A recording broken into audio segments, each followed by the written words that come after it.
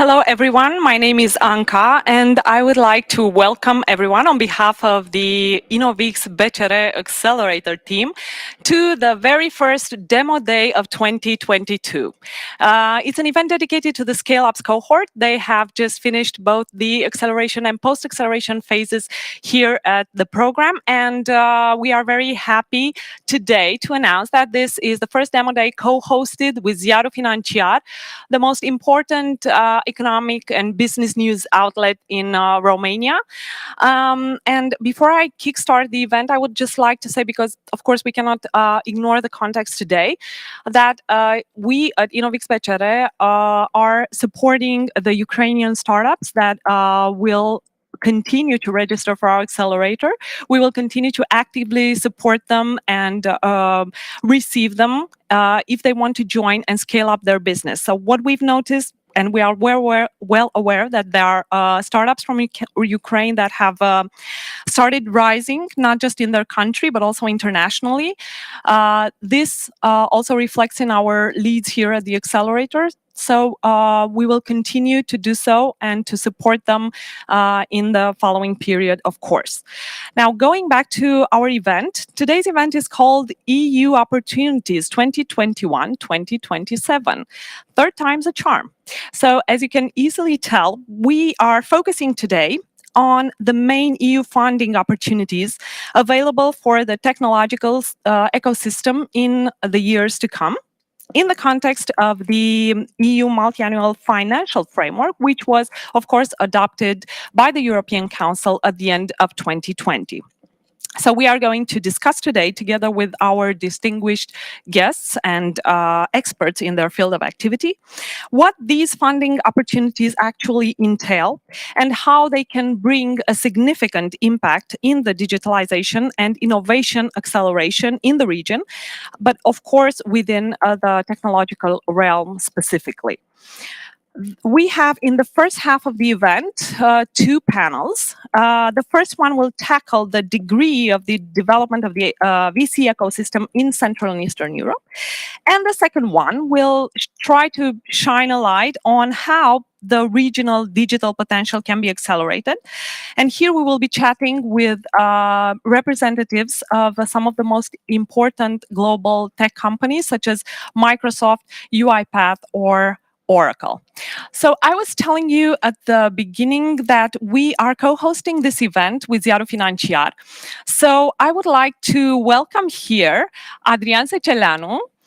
He is a very experienced journalist, covering a wide array of topics, but focusing on business high tech. I am very happy to have him with us, and especially, you know, you've been quite a constant presence for the past few months with us. So I'm very happy to see you here, and of course, I look forward to seeing you and hearing you in action, because you are going to moderate actually the two panels I was talking about. Yeah. Thank you very much, Anca, for joining me. Hello, everyone. Thank you for joining us. I'm really thrilled to be here today. So thank you very much, Anca, for the introduction. Great to have you. So thank you very much for joining us today. We're also very thrilled to be here today with BCR InnovX and take a look at what's happening in the VC ecosystem here in the region. Also take a look at what's happening with the digitalization projects that we are seeing around the countries here in the CE. And we also want to hear from our guests what's going to happen and what can we do to embrace even more the technology. But as Anca said, we are going to start with two keynote speakers, and they are Sergiu Manea, who is the CEO of BCR and a tech enthusiast, and also Mr. Bogdan Dumea, who is the State Secretary at the Ministry of Digitalization and Research here in Romania. But let's start with Sergiu Manea, who is, as I said, a tech enthusiast and also the CEO of BCR. Sergiu, you have the floor.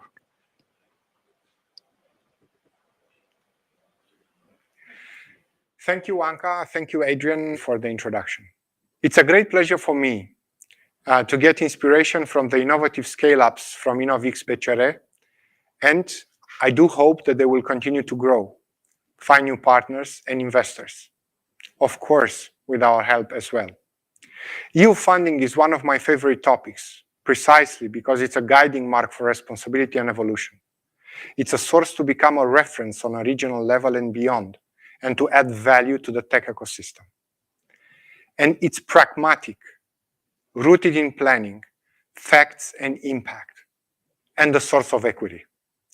I'm not one to believe in fairy tales. I think I'm not superstitious. I do strongly hope that third time is a charm. And for this to become reality, we need to demystify myths on EU funds accessibility and process. To raise awareness on EU opportunities and key investment projects, on the processes and on the role played by the intermediary entities.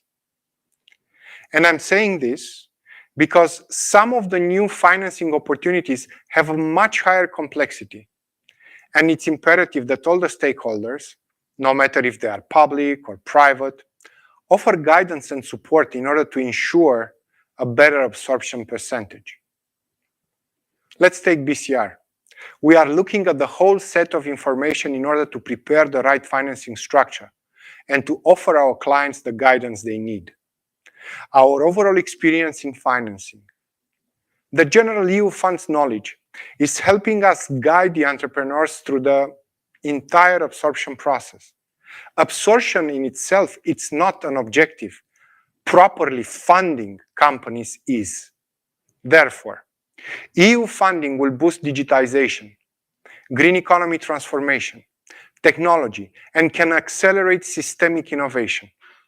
All these strategic pillars of the new economy that concern us, that improve the long-term growth prospects of the society and directly increase our quality of living. For example, artificial intelligence and machine learning models help companies and governments to efficiently discover patterns, reveal anomalies, make predictions and decisions, generate insights, and improve both their organizational performance, the customer experience. Yes, the public has customers as well, and the society at large. We can give an extraordinary impulse to society by accessing and by using the EU funds to their entire depth. This is our opportunity to undertake high-impact reforms and to set a roadmap for the future. Because what we do now addresses the systemic challenges and creates positive impact and long-term change in the society. Yes, it does. Now, why is this third time the right time? Well, first, let's take a closer look at the available opportunities for the technology ecosystem in the following 6 years. Overall, PNRR provides almost 2.6 billion in Romania for funding private companies and research, including non-reimbursable funds for digitization. Within PNRR, we are talking about a total allocation of 500 million euros for the SME digitization. All these funds will be allocated to investments in e-commerce, digital innovation centers, incubation, acceleration labs, training programs dedicated to the development of digital skills. And development of digital skills is critical. Also, funding will be available for the development of advanced technologies, for artificial intelligence, blockchain, Internet of Things, data and cloud computing, high-performance computing, and quantum computing.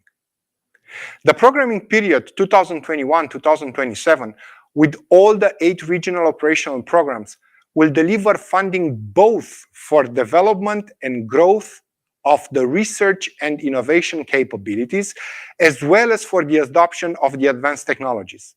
In both areas, tech companies, innovation-driven companies will be able to submit projects with a total estimated allocation of more than 2 billion. Another important program for the 2021-2027 period for intelligent growth and digitization, codename POCIDIF, with an estimated funding disponibility of euro 1.5 billion, would also be part of the funding structure. Furthermore, under the Horizon Europe umbrella, we have the European Innovation Council, which opens up funding opportunities worth over 1.7 billion in 2022 for companies bringing radical innovations to and at scale, and for those that create new markets. from quantum computing to next generation batteries. So it's high time that more Romanian companies get funding, because I do believe we do have the right ideas which can make a difference here or elsewhere. As you can see, there are great opportunities ahead for the next years. That's why I plead with you to relate to the EU funds the same way you relate to any other investor.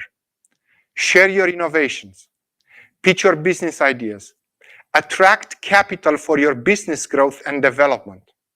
The second reason is that there is a regional momentum that's been building up in the past 20 years within the CEE startup ecosystem, which reached a combined value of 186 billion euros. You have all the means, and at any time, it is within your power to transform any disadvantage into an opportunity. And I truly believe that we, together, can transform all the challenges ahead in fruitful opportunities. You are a dynamic entrepreneurial tech community, a true inspiration, who can break down any barriers. That is why I truly believe that this third time is the right time for you, for a better future for all of us. Thank you very much, Sergiu, for this. I would emphasize what Sergiu said a few minutes earlier, that we should treat EU funds as any other investor and try to pitch to get funding for our businesses. Thank you for joining us. Now we are going to take a very short break until we come back live with our next keynote speaker. Thank you, and stand by.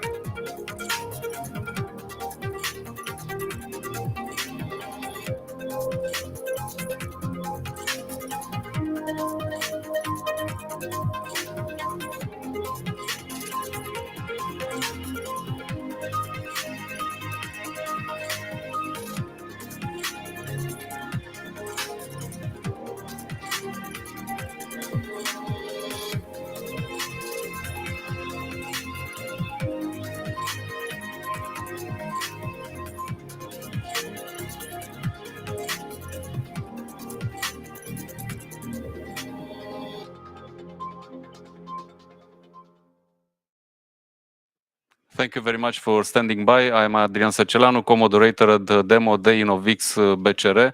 Thank you very much for watching us. We are moving forward with our agenda, and now it's my pleasure to introduce Mr. Bogdan Dumea, who is State Secretary at the Innovation and Digitalization Ministry. Mr. Dumea, thank you very much for joining us. Please. Hello. You have the floor. Thank you. Thank you, Anca. Thank you, Adrian, for the introduction. Dear Sergiu, honorable guests, it is my pleasure today to bring you this message from our Ministry of Research. I know that you are all eager to learn about the multi-annual financial framework, but given the fact that you are the industry leaders, I would like to start by giving you the context, the whole picture of the current Romanian IT&C industry. According to recent studies, the direct impact of the software and services industry in Romania is around 8.8 billion euros, with an estimated 13.6 billion euros as an indirect and induced impact. Another good news is that in the last 5 years, the software and IT services industry has grown almost 3 times faster than the national economy, having the second most significant contribution to Romanians' total export of services. This means 2.6 billion euros to the balance of trade computer services. This is about 1.4 more than the multi-annual budget allocated to digital transformation through PNRR, PNRR. So with this snapshot from where we start today, as we speak about the NRRP or PNRR as we all know it, but what are the priorities for the National Recovery Plan? So while we talk about projects to meet the various digital priorities, digital projects in the program, and I will mention a few of them.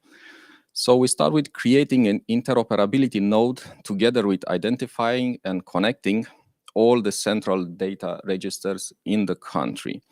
Second one would be use of electronic signatures in the public administration, creating a single point of contact, introduction of the electronic identity card, migration of public services to the government electronic cloud, development of open data systems that allow the access of the private sector to the data assets held by the public administration.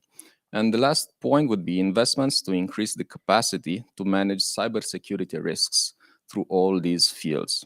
So I will give you a few examples of the current 18 projects that we focus on. So the first one and most important one would be the electronic government cloud, which brings us around 375 million euro.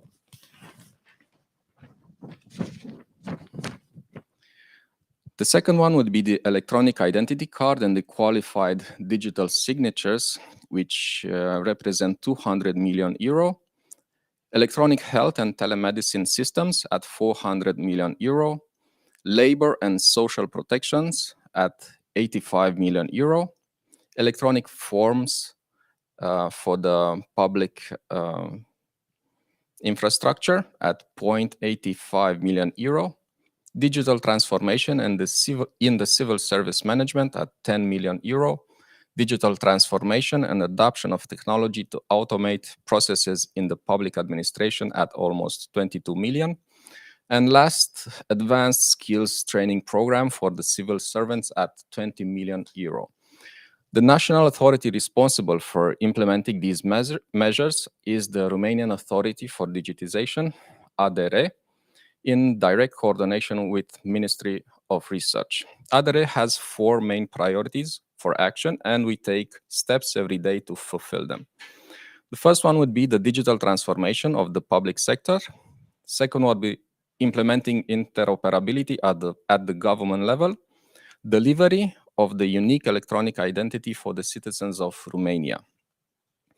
In the private sector, digital barriers are primarily those related to human capital. We have low digital skills in the workforce, digital skills specific to company management, often absent. The number of IT specialists available is also a high problem.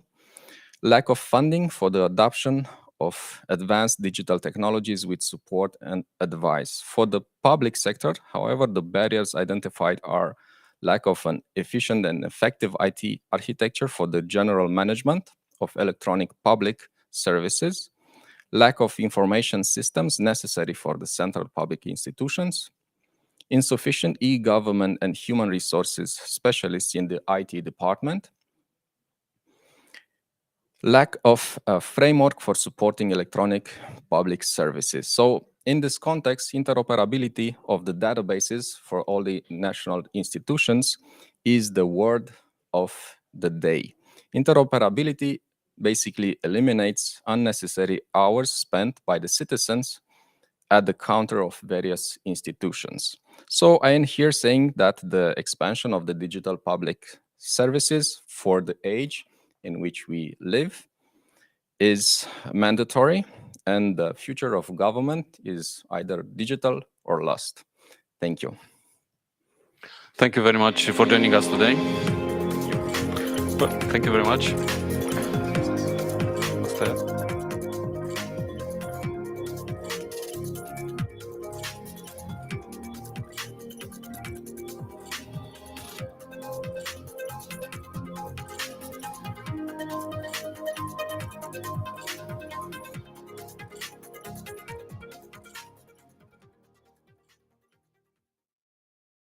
Okay, so thank you very much, Mr. Dumea, for joining us today, and we're looking forward to see these projects becoming reality. Definitely. Thank you very much.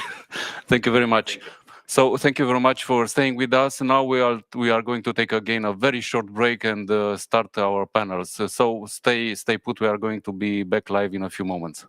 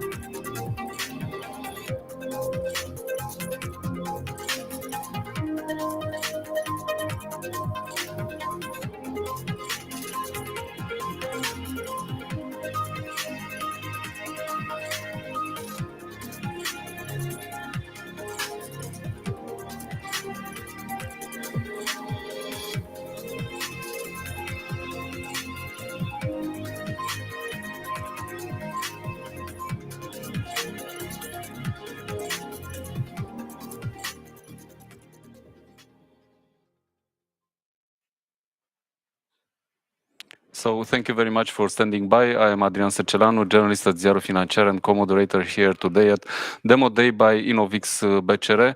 We are going to have now our first panel discussion, and we are going to be focusing on the VC ecosystem here in the Central and Eastern Europe.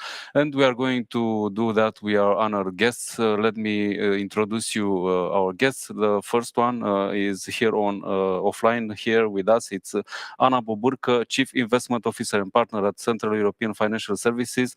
Thank you very much for joining us today. Thank you very much for having me here. And also we have a number of guests who are with us online, and let me introduce you, Valery Petrov, who is partner at 11 Ventures. Hello, and thank you very much for joining us. Hello, pleasure to be here. Thanks for having me. Thank you very much for joining us. Also, we have Mr. Bartosz Lipnicki, who is partner at Alphabit, also online with us. Thank you very much for joining us today. Hi, and great to be here with you. Thank you. And also, last but not least, we have Alin Stanciu, who is partner at Catalyst Romania. Thank you very much for joining us today, Alin. Hi, thanks for having me. Happy to be back at InnovX. Thank you everyone for making time and joining us today. As I said, first of all, at this panel discussion, we want to take a look at how the VC ecosystems here in the region have developed, and we want to learn from you and take a little bit of a deeper look at what's happening in Romania, in Poland and Bulgaria, and also the whole region. What we want to hear from you, which are the key developments in every market, which were the main driving forces that shaped the VC ecosystems here in the region, and what kind of funds were mainly supporting the development, be it private funds, public funds, EU funds, you name it. So also what we want to hear from our guests from Poland and Bulgaria, we want to hear what are the relationship, if there are any, with the Romanian ecosystem. So who's going to start? I think I can, yes, please go ahead. I can definitely start. Thank you very much. A lot of questions, so I will address them hopefully one by one. Let's say that for the VC ecosystem in Romania, at least, but I would say that it was the case for Central and Eastern Europe. We did not see a long COVID. The recovery was quite fast. In 2021, in Romania, we saw a volume of transactions which was a bit over 100 million. It was significantly larger at the European level, obviously. Still 100, but 100 billion for Europe. Also, the average size of transactions increased in the VC ecosystem. We saw a higher diversity of rounds, higher A series. We saw a B series round.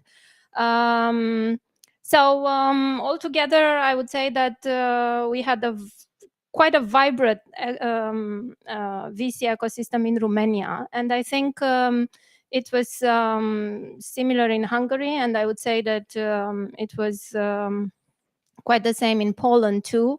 But I would invite my fellow panelists to express their views on the other Central and Eastern European countries. Thank you very much. Thank you. I will stop here. Indeed, let's hear the other panelists who wants to follow. Or I'm going to name you. I can quickly jump in because we at Catalyst, we have just announced a couple of days ago the final closing of our fund. And just as a side note, we're among the fewer VCs that managed to launch the second fund in our region. And that somehow, I would say, that's portraying the largest VC ecosystem in our region. So basically, one characteristic would be that usually all the VCs that you can see in the market are VCs, first-time VCs, and this show the maturity of the VC ecosystem. You have asked at some point about the component of the money invested in a VC fund, and Just to answer to your question, usually all the VC funds in our region are backed by traditional public money. So we're talking here mostly about EIF, but also EBRD, or I don't know, in some cases IFC. This was also the case for our fund, which was backed by EIF, but a particular mention for us is that basically the largest amount or the largest part of our investment capital comes from private sources. Sorry, it's a bit loud in here. So we were able indeed to raise private capital for our fund, and this is a good sign for all the ecosystem. Thank you very much, Alin. Now let's move forward. Valerie, or would you care to continue? What's your view? Sure. Pleasure. I mean, I also agree with my fellow panelists that the ecosystem is very, very dynamic in the region. Last year was record high.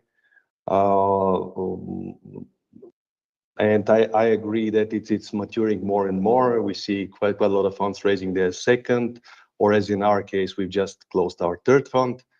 And here in Sofia, actually, there were 3 other funds that raised last year and closed their second or third fund. Also, the size of the rounds is going up. Only our portfolio companies managed to raise close to more than 250 million last year. And the total probably raised money within the Bulgarian ecosystem only was in excess of 300 million, which is really impressive, and it's far from what it used to be, let's say 5 or 10 years ago. Regarding the where the money are coming from, I also agree with Alin that initially it started with a lot of public money, probably 10 years ago, or public money managed by EIF. That was a typical scheme. But then for second or third funds, more and more private money were invested, and we are also proud to say that in our third fund that we just closed, more than 70% of the money are coming from private investors, primarily family offices and successful entrepreneurs from the tech field. And the only institutional investor we have is EIF, but they are also there as a private investor, not as managing public money. Thank you, Valerie. Can you say also a few words about the relationship, if there is any, with the Romanian ecosystem? If you are looking at the Romanian market, what kind of relationship and connections do you have? No, absolutely. I mean, we're a regional fund. Although we invest out of Sofia, we invest in the entire region. And Romania is definitely one of our core markets, which is a very dynamic market. Quite a lot of talent there, quite a lot of tech talent and interesting opportunities. Last year, we've done 3 investments in Romania. And we have pretty strong pipeline coming from there. We're also in good relationships with all the active funds in Romania. And we're exchanging pipelines and co-investing in many cases. So yeah, I mean, we again, as a regional fund, we tend to look into the ecosystem as a regional ecosystem, not as several separate local ecosystems. Because anyway, I mean, the ecosystem, even in the entire CEE region, is not that big compared to most of the other European ecosystem, let alone, I mean, the Silicon Valley. So we believe that all the players in the region, all the stakeholders should kind of combine efforts and try to develop the ecosystem as one. Thank you very much. Beneficial for all. Thank you very much, Valerie. Now I'm looking forward to see what Bartosz has to say. what are the main things that are happening in Poland, and what do you see when you're looking at the whole region? Right. Yeah. Thank you. And so I would agree with what has been said. And first of all, congratulations and for Ali and Valerie for raising their second and third fund. We at Alphabet have been a micro VC and started with public money. Now we do invest also from private money and private individuals, mostly successful founders. And in terms of Poland as part of the CEE ecosystem, it was definitely a record year, 2021. So companies raised more capital than in combined 2019 and 2020. Only last year, and that's a growth by 23-fold compared to 2021 to 2018, which is definitely impressive. And yes, it started with public money and is still in number of transactions. Local public capital represents around 75% of the transactions. Now, already in 2021, when we look at the value, then we already see that 70% of money is actually coming from private and international investors. So we see that shift, and it's also because of the evolution. So public money typically has been pumped into pre-seed and seed deals, and now many of those companies are raising subsequent rounds, and that's why they need more capital. And since they're going international and global, they are raising from international VCs as well. And maybe just tapping on your question around the cooperation between Romania and Poland. So I'm very bullish on Romania. We've done our first investment in Druid. We can also see OTB Ventures investment in FinTech OS. I think last month XVision announced their investment round with the participation of some Polish investors. So I think that investment cooperation is growing. Thank you very much, Bartosz. So if I could draw a small conclusion from what we discussed so far, public money helped to kickstart the ecosystem here in the region. I see a hand raised here, so please go ahead. Yes, I just wanted to add to what has been said about public intervention. And I would just say that there is actually an economic rationale for public money support, especially for first-time teams and for the VC ecosystem. And this is due to suboptimal investment situations, to different types of market failures, let's say, that are specific to SMEs at the very beginning of their life cycle. And I would mention here on one side asymmetric information, the fact that for startups and early stage companies, there is no track record, there is no collateral, and VCs are very good at eliminating this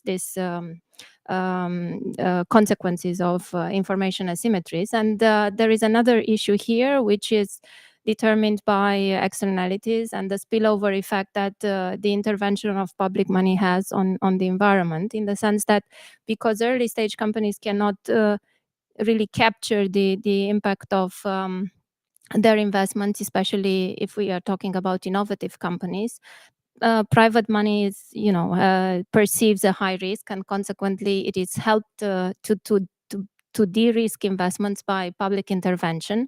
Once the ecosystem is created, as we have seen in the examples in the panel, there is a much higher chance for private money to be crowded in. And I think this is what EIF is doing. It is addressing funding gaps, and then it is crowding in private money. Thank you. Thank you very much for saying this.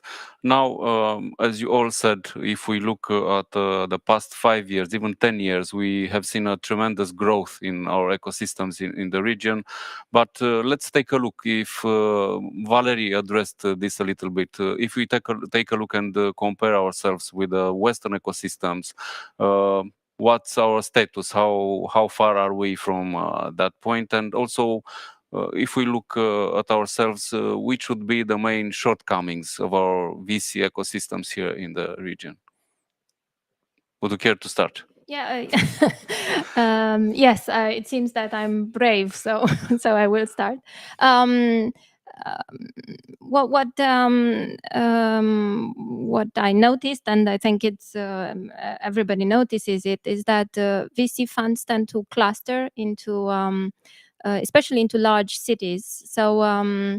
And they are finding their the right policy mix, the right access to funding, and the right support services. So just to put it briefly, I think that Bucharest, for example, can be considered such a hotspot. We would need probably more such hotspots in Romania. And then we would also need the other ingredients in order to help the ecosystem be created, consolidated, and then grow. But if you compare, let's say, we should not compare ourselves, I think, with Silicon Valley. It's too much, too far. If we look closer to Berlin or other hotspots for startups, how do you see Romania? I see. Again, I don't know if I can refer to Romania generally, but to some regions in Romania, especially some cities in Romania, I see them as being dynamic, highly dynamic, but from a very low base. Which means that depending on how optimistic you are, there is significant space to grow. On the other hand, startups also have this tendency to cluster and to come closer to where the money is. And if this ecosystem is not formed, they tend to export the results of their business models and not use it inside the ecosystem. So I think this is another, let's say, type of difference between what Romania has to offer. So not enough critical mass, just to put it very simply. We need the critical mass in order to be able to develop further. How about the second question? I'm gently pressing you on this issue. Or maybe if you want to be optimistic, what can we improve if you don't want to say what our shortcomings are? I'm thinking, for example, that access to funding is one issue that can be improved. And we know already that this is being improved as we speak as a consequence of the availability of the funds through the Recovery and Resilience Program of Romania. That would be one thing. And then support services and the infrastructure related services for VC funds. And I think here InnovX has an initiative that they have already announced, as far as I know, a sort of platform for VC funds, for accelerating VC funds and helping them again develop and grow. So in between these two, there would be some hope that some of the gaps that Romania is facing are going to be covered soon. Thank you very much for sharing your view and your knowledge on this. Now let's move on to our guests which are here with us online. So who wants to also comment on the topic? If I may say a couple of words, I mean, when we have to compare our ecosystem with the other ecosystem within Europe, I mean, there is a simple number that could tell you the difference. I mean, only 2% of the entire VC investments last year were done in CEE region. So somebody mentioned 100 million total investment. 100 billion, sorry, in Europe last year. So 2 billion only were invested in the entire CEE. So in terms of size, of course, our regional ecosystem is still very, very small and at embryonic stage. But on the other hand, it's very dynamic and fast growing. And the good news, in my view, is that we already see some of the largest VCs in the world coming from the most developed ecosystems are keeping a close eye on the region, and not only that, but they're actively seeking projects and investing. I mean, the region has been discovered. I mean, that's the good news, I think. Thank you very much, Valerie. Bartosz, would you care to share with us your opinion on this? Yeah. So a perspective is that we are a micro ecosystem, right? I actually double checked that there is around 1,000 unicorns around the world, and around 35 comes from our region. So at least on the positive side, there are more statistically unicorns than actually percentage of capital spent. So we're doing pretty well. And though compared to several years ago, I think that the growth has been really great. So we've grown a lot. And in terms of in terms of the question, what are the challenges and opportunities? I really believe that building a strong ecosystem requires a support founder to founder, which I believe we could see in ecosystems in Europe, like Sweden or even Estonia. So actually, successful founders supporting other successful founders, it's very important for the ecosystem to thrive and to actually being built. It's also visible around the world in smaller countries like Ireland that has already several unicorns, or even Argentina around Mercado Libre company, and more and more unicorns coming up. So I really believe that we should support, encourage, and inspire successful founders to give back. In between the VCs, if I might add. Thank you for that, and I'm really eager to hear what is the perspective from Alin from Catalyst. Adrian, look, in reality, we are all living in small economies, so no wonder, as Valerie nicely explained, that we are lagging behind the VC. If, for example, in some more developed country, for example, if you're looking on the reports showing the VC funding per capita, Romania stands somewhere around €100, while the average of the EU is somewhere around 1,000. So we are still underfunded, or the VC industry does not have enough capital to provide to the Romanian startups.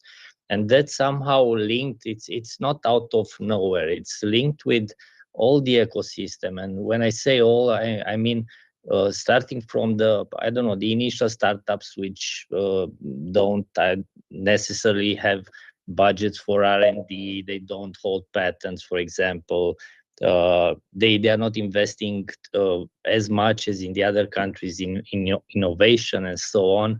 And going up to the top, to the stock market, for example, who's still weak compared to other stock markets.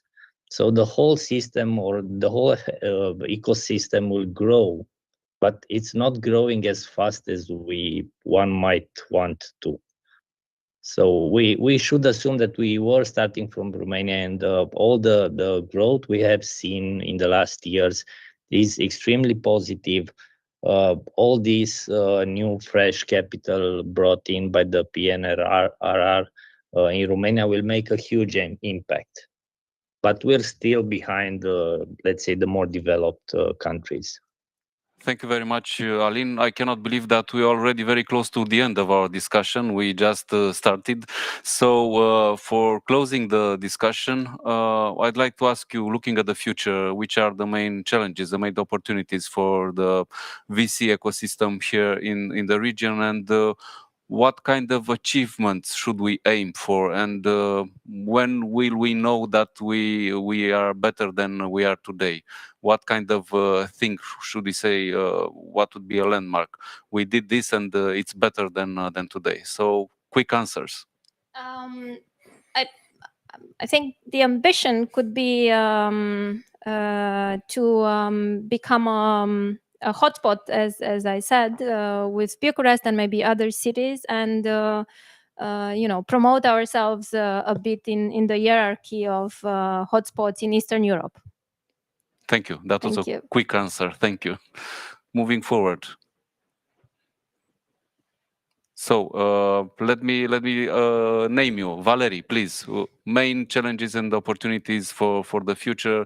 What kind of achievements should we aim for? I think that the future. I'm quite optimistic about the future of the ecosystem. The reason is that being a fairly new and young ecosystem, it has a much more, let's say, potential energy that is to be unleashed from now on. And the ecosystem already is maturing, gaining experience. The fund managers are becoming more and more. There are a lot of government actually programs, different sovereign funds in all these countries that are also supporting new fund managers. The old fund managers or the existing fund managers already are raising second, third. Hopefully, soon we will see some of them raising a fourth fund. So the ecosystem is maturing, and on top, as I said previously, it has been discovered by the largest players in the world. They see that here there is a lot of talent, a lot of interesting projects, a lot of successful entrepreneurs and founders, and I believe that when we see also more unicorns coming out of this ecosystem, it will further accelerate the whole progress. So I'm pretty optimistic.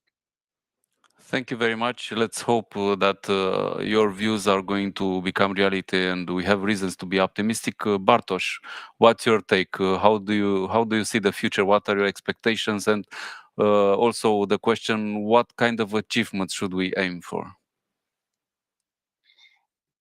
Yes, I'm also quite positive, and I think it's the engineering talent pool, is the experience of the founders and investors, as Valerie said, and so I can see the ecosystem growing. Now, once again, I really believe bottom up that support from successful high impact founders to the other founders is fundamentally important and needed for the ecosystem to go on and grow.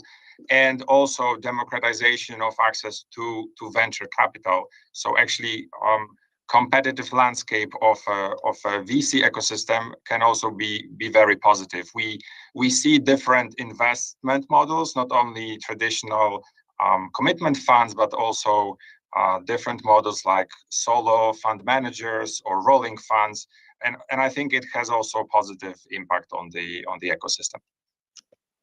Thank you very much. And now, Alin, you are having the final words. I'm really curious what you have to say. Everything has been said before, but just to add the technicality, to be honest, one wish for the whole VC ecosystem in Romania is to have it clearly regulated by the FSA. So that's one thing. And it's about us, the VC world. And then everything we, the VCs, are talking, it's about the startups ecosystem. So what I would like is to see all the talent that was mentioned here, and all the founders in Romania wishing to go globally. Because that's one problem we have seen with so many startups in the past, especially 10 years ago, for example. They were just aiming local or aiming regional, and that's a big differentiator between our market and the more evolved markets. So we are seeing extremely talented people, but with very, very low expectations. And we are here as a VC to help them and drive them towards a global market rather than staying here. So it's maybe what I would like to see is a change in mentality. Good final words, let's say, for our panel, and we are going to I think discuss even more at Ziarul Financiar and the InnovX with each one of you on what's happening with the VC ecosystem. Thank you very much for joining us today and sharing your knowledge, your expertise, and your views on what's happening here in the ecosystem. So thank you all for joining us today. Thank you. Thank you. Thank you. Thank you. Thank you.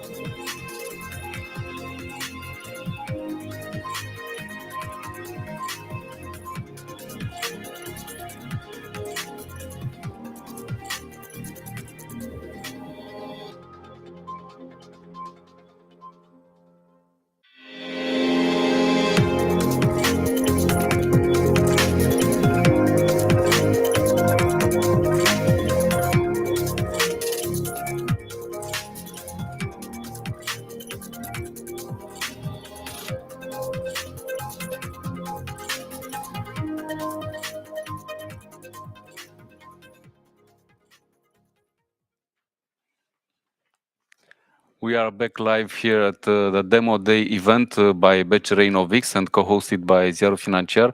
I'm Adrian Celano, co-moderator today, journalist from Ziarul Financiar and co-moderator today for this event.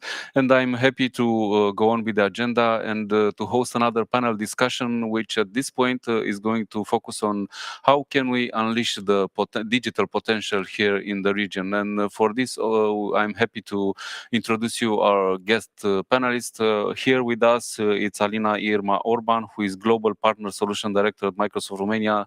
Hello, Alina. Thank you for joining us. Hi, Adrian. Very happy to be here. Thank you very much. And also we have here with us Bogdan Ștefan, who is Chief Technology Officer at BCR InnovX. Thank you very much for joining us. Hello. Nice to be here. And also we have a few guests online, and namely it's Carolina Varniak, I hope I pronounced it correctly, who is CE Strategic Business Development Manager at Oracle Romania. Thank you very much for joining us. Thank you for having me. And also we have Alexandru Mihailciuc, who is Global Head of Pre-Sales at UiPath. Thank you very much for joining us today. Hello, everyone, and thanks for inviting me again. So thank you everyone for making time in your agenda and be here with us today at Demo Day by BCR InnovX.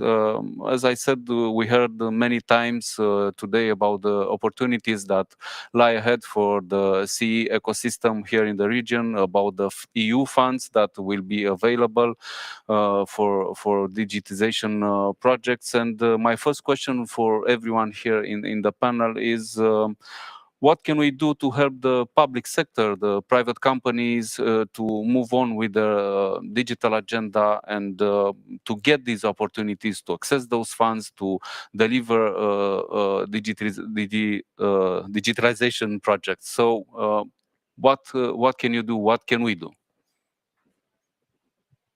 Women tend to be more courageous and start the discussion. So Alina, you have the floor. Okay, then I will be the first one to reply to this challenging question. I think that already all the companies in the private sector are kind of prepared for this era of digitalization. We were in this space and the rhythm of acquiring digital skills from a couple of years already. And what we are doing, I think we need to partner a little bit more with the public sector.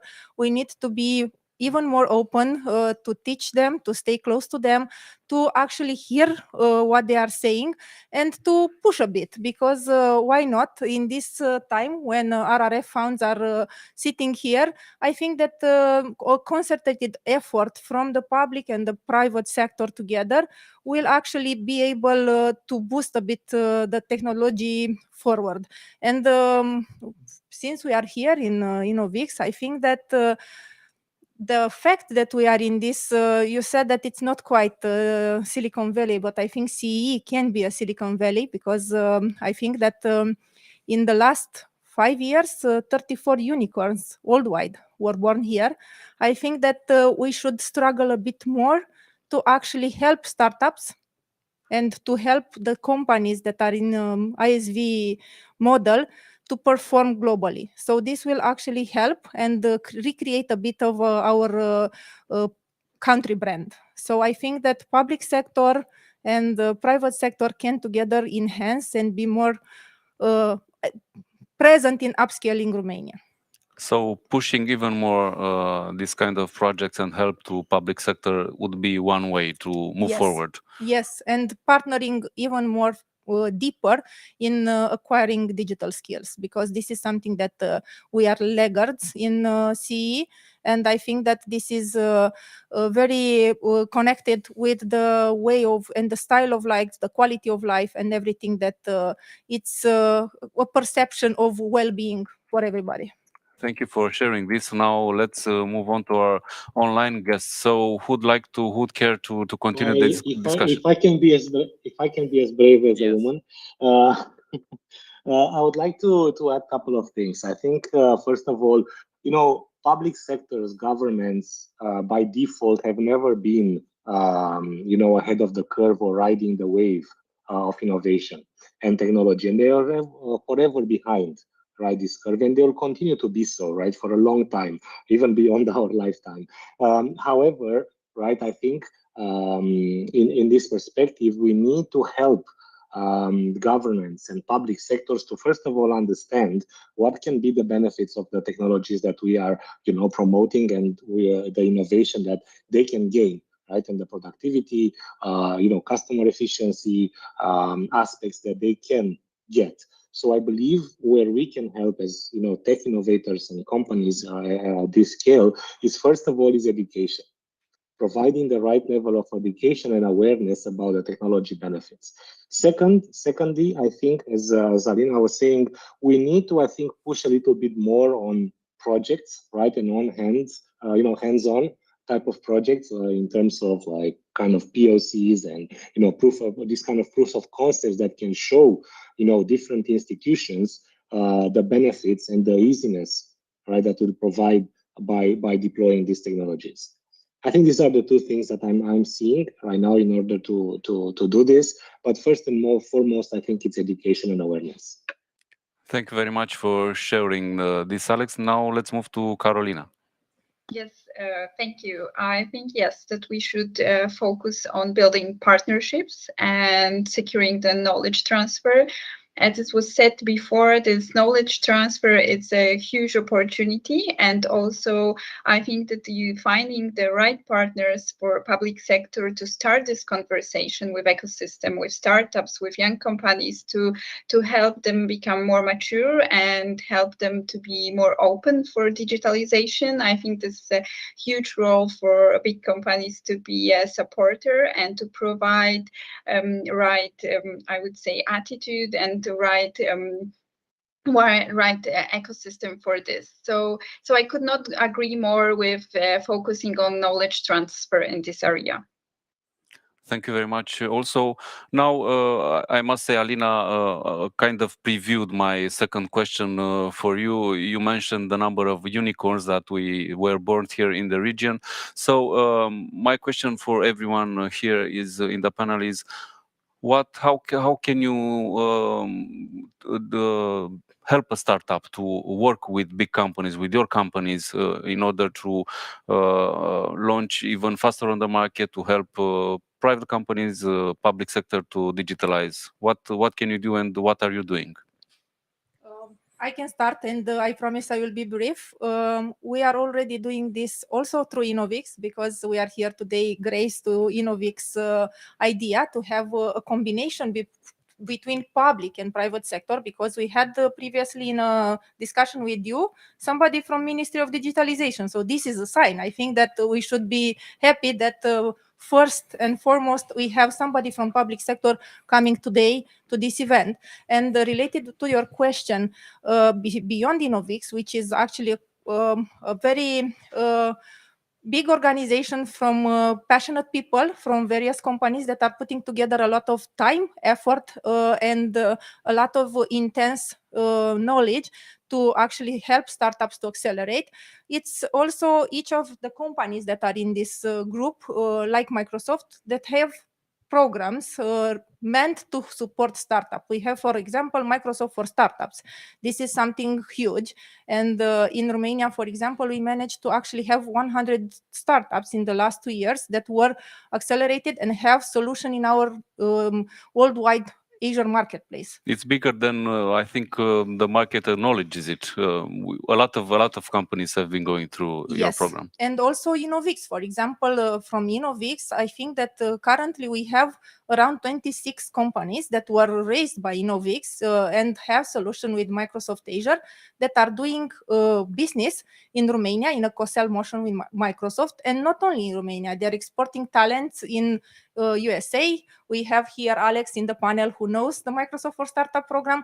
So I think that beyond the programs that we are having, we are putting a lot of passion, time from ourselves, because we are more close to those digital skills, and a lot of, let's say, knowledge. And like Carolina was saying, the knowledge transfer from the big companies that have already pictured the success to small companies that are there to envision the success.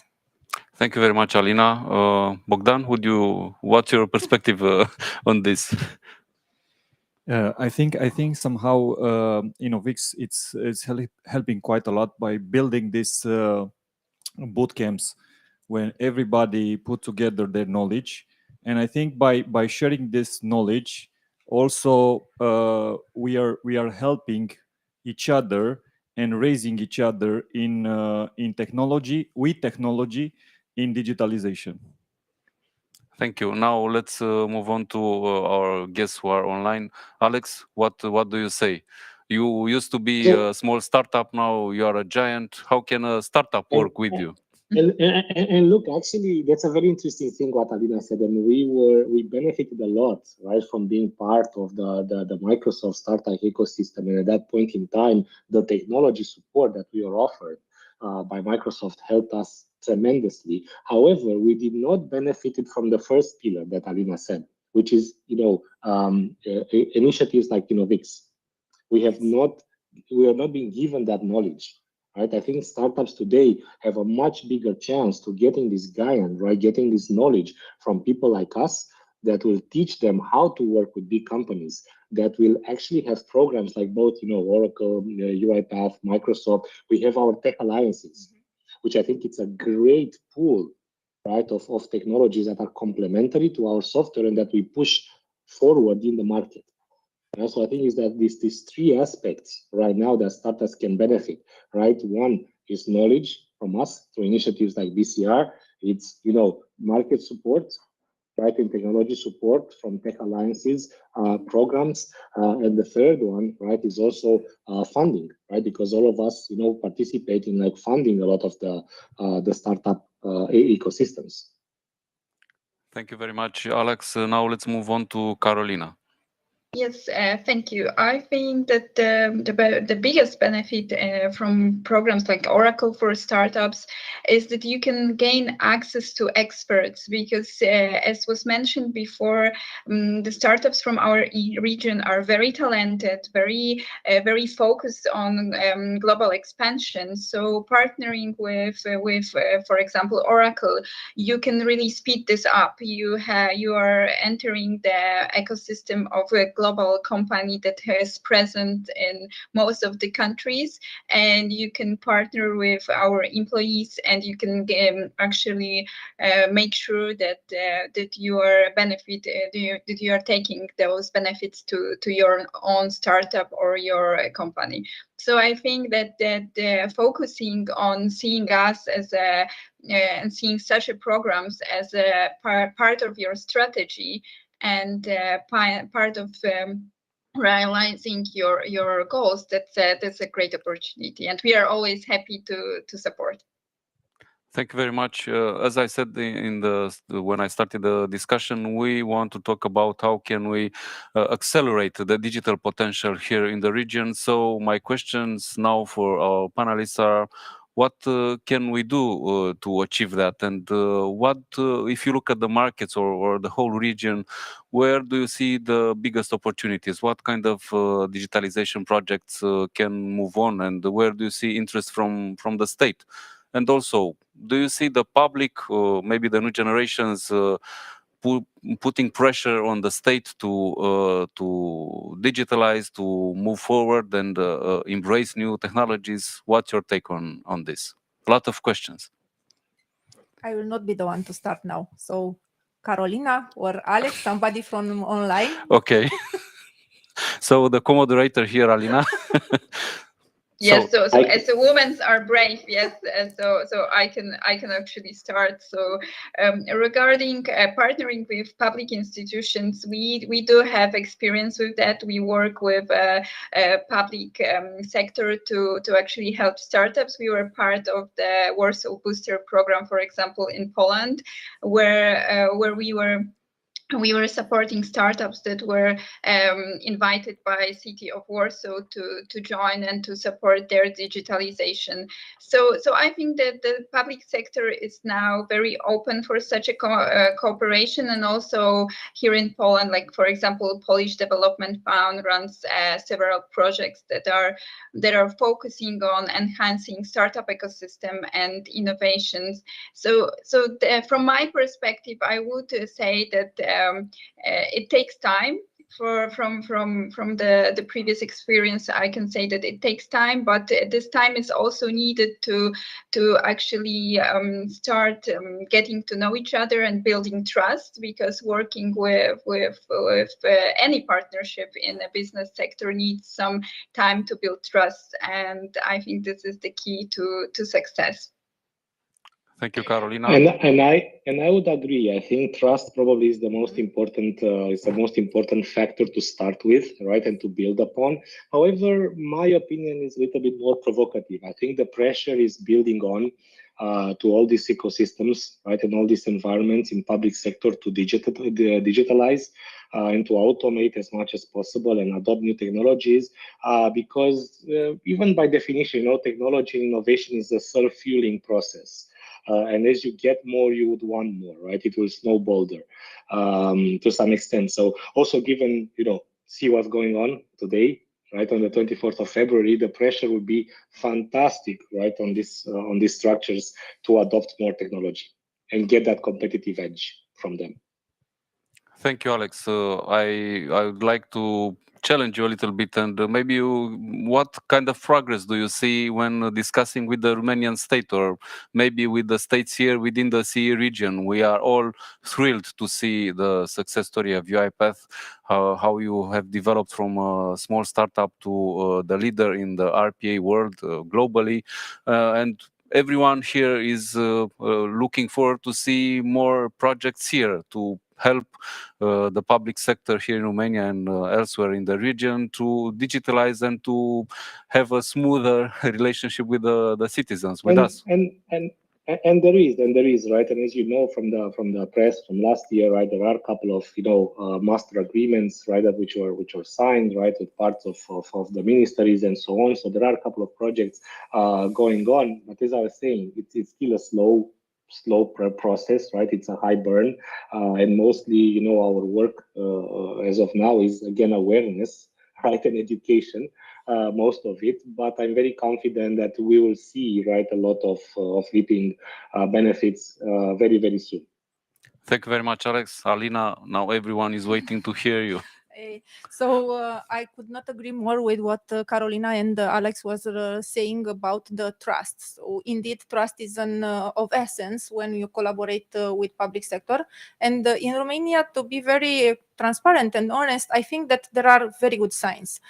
Besides the fact that we had an agency for digitalization that was never before, I think shows a lot of interest from the public sector to actually access the knowledge base that the companies are having and to have a coordinated program and progress towards digitalization, and also the openness towards testing the startup solution. I can name the startups. I would not name the companies in the private sector that are using their services, but we have Medicai, we have Planten Up, we have Modex, and definitely UiPath, that are startups that are already delivering successfully solution in public sector in Romania. And like a funny fact, Planten Up is digitalizing the government of Bermuda and they are actually holding all their process for digitalization for 1 or 2 years already. I think that yes, they are doing that. So I think that's great. That's great seeing these type of companies going abroad and have successful implementation in other governmental activities. I think this is great. And I have to say here that in the strategy of InnovX, it is that we are having this great ecosystem, and we are here to build a new type of activities in boot camping the governmental partner with governmental and bringing technology and helping in digitalization of the government. And I think this pressure will be put, like you have said in the beginning, by the younger generation, which I think they have been born with the digital skills. Right now we have to adapt that and all our services to adapt to the new generation that are coming. That's a major announcement. So please share some more details, Bogdan. What are you planning to do? How exactly are you planning to help through InnovX the public sector to go even further in adopting technology? I think by partnering with them, and also having the companies which will like to go together with us and delivering services to the government in order for them to align, let's say, to this new revolution of technology that we are seeing in the private sector. Of course, also the private sector will also be in our mind, because it's from the beginning in the DNA of the InnovX. But I think somehow we have to make a switch and to help and put this ecosystem together at work in delivering services. And I think also this learning curve, it's a little bit slow from this perspective, but nevertheless, I think we have already the experience how to bring this digitalization within the services of the government. Can you share at this point some practical information? For example, let's say a mayor from a city is watching right now on Ziarul Financiar live this discussion, and he says, wow, I'd like to join InnovX-BCR and learn how to use more IT in my institution. What's going to happen? Which are the steps for public sector to benefit from your initiative? I think, first of all, they should contact us and have a brief discussion with us, and how can they leverage the technology from their perspective, and how they can put technology to work in the public sector. And after that, together with the companies and with the ecosystem that we have built, we will have, let's say, presentation of the solution that can help help them in building their services. Thank you very much, and I cannot believe it. As I said with the earlier panel, we are almost ready with our time. So one final question for everyone. Which are your priorities this year in terms of working with the public sector, working with the private companies, and driving technology even more further in the region? I can take this question. I think that skilling, learning, education are top priorities for Microsoft, and also partnering a lot, showcasing our technology, and being an ally for our public sector institution, because without being present, without hearing their voice and their needs, I think that we cannot proceed with the speed that will position us as a digital hotspot. Like Anna was saying in the previous panel, I think that we have all the chances to become a digital hotspot for CEE and maybe for worldwide. Okay, thank you very much. Alex, Carolina? Yes, so I couldn't agree more. It's we are also focusing on building impactful partnerships with public sector, and we want to become a partner for digitalization in countries that we are present in, especially in CE region, and where actually we have a fast pace of transformation. So it's a pleasure to be part of it. Same here. It's a big pleasure, and we're doing this, with a very open heart and run, consultations with everyone in the public sector. However, I would also like to ask for something, right? I also believe that all of us here, right, in this panel, right, talking from Oracle to Microsoft to UiPath, I think we will be also even more happy if there will be an invitation from the other side saying, guys, let's sit here and consult, right? And just talk about our agenda and build together our agenda, right? I think there are conversations, but I still think the proportion of it has to grow. Thank you, Alex. I think what you said is good for a headline. So stay put and watch Ziarul Financiar, and then hopefully we'll see some action from the state. Thank you very much, everyone, for joining us today for this discussion. Thank you very much for sharing your views, your knowledge, and hopefully things are going to progress. And next year or in the next years, when we are going to look back at what happened, we'll see progress. Thank you very much, everyone, for being here today. Thank you. Thank you. Thank you. So thank you everyone for watching. I am Adrian Celano, journalist from Ziarul Financiar, co-moderator today for the demo day event by BCR InnovX. Now we are going to take a short break, and then we are going to be back with the InnovX team for one of the most engaging parts of the event today, the Q&A and the pitch from the company. So stay put, we will be back live shortly.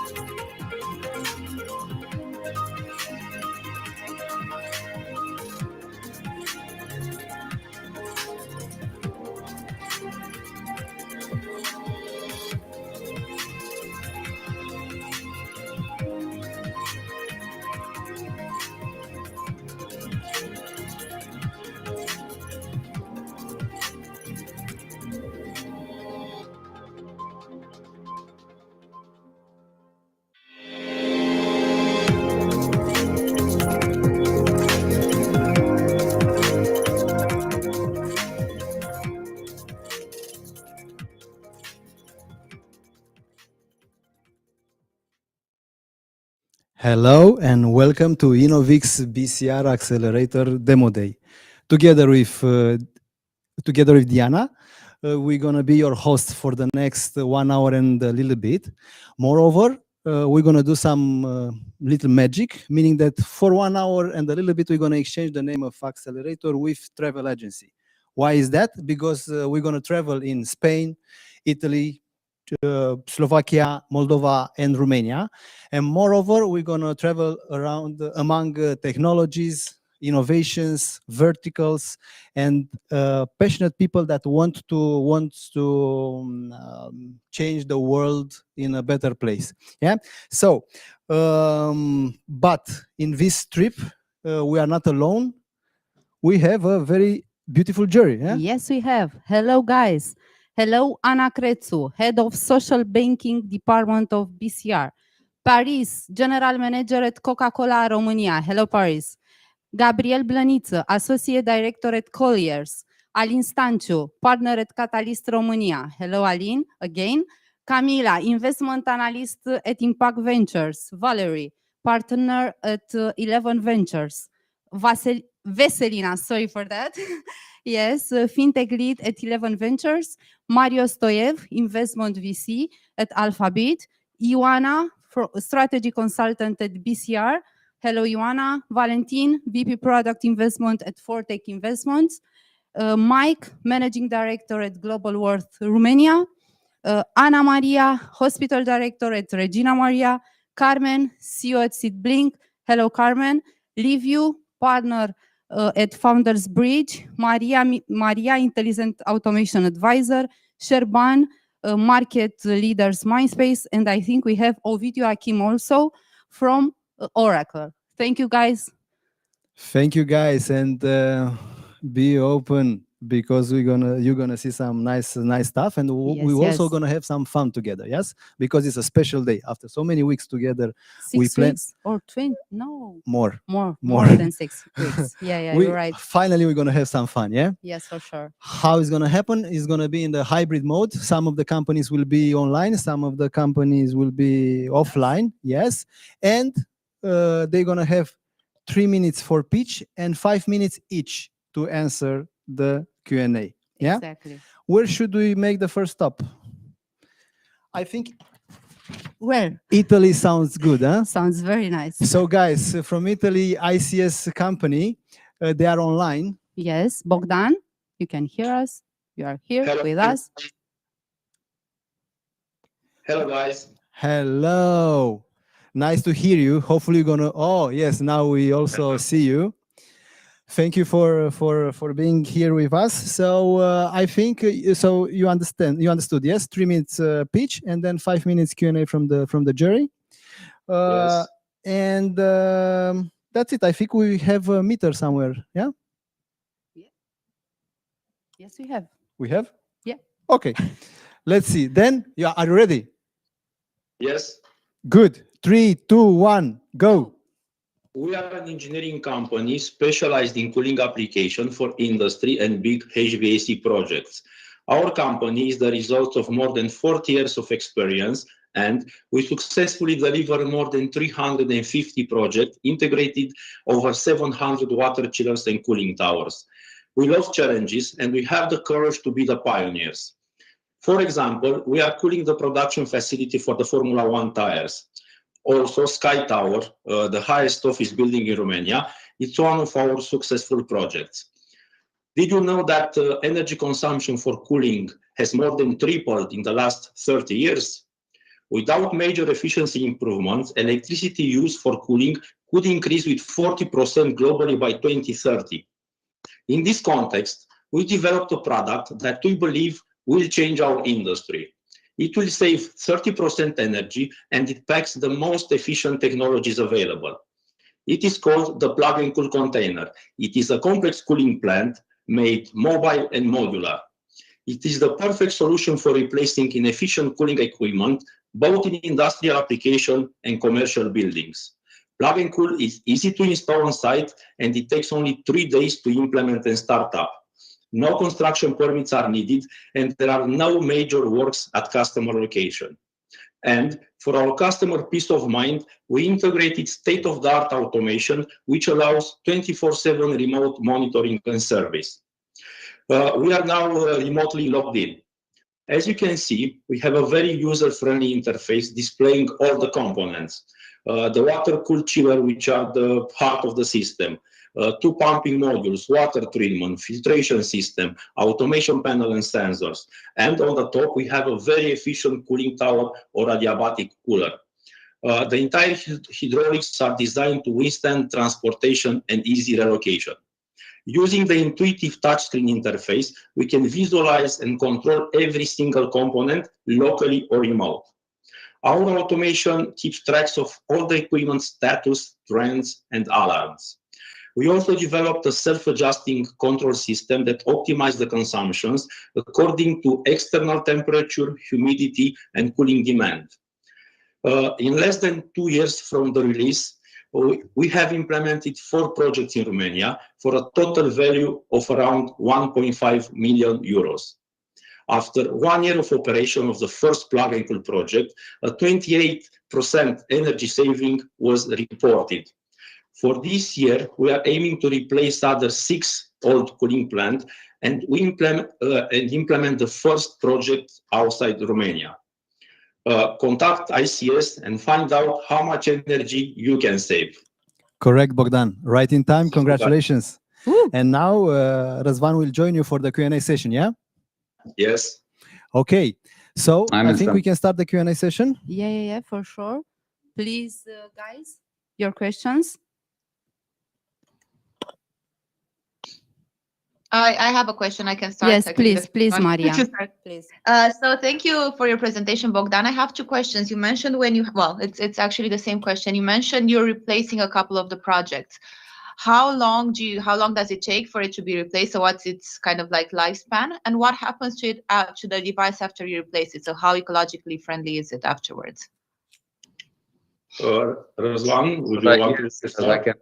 I can get that. So we are talking about retrofitting inefficient cooling plants.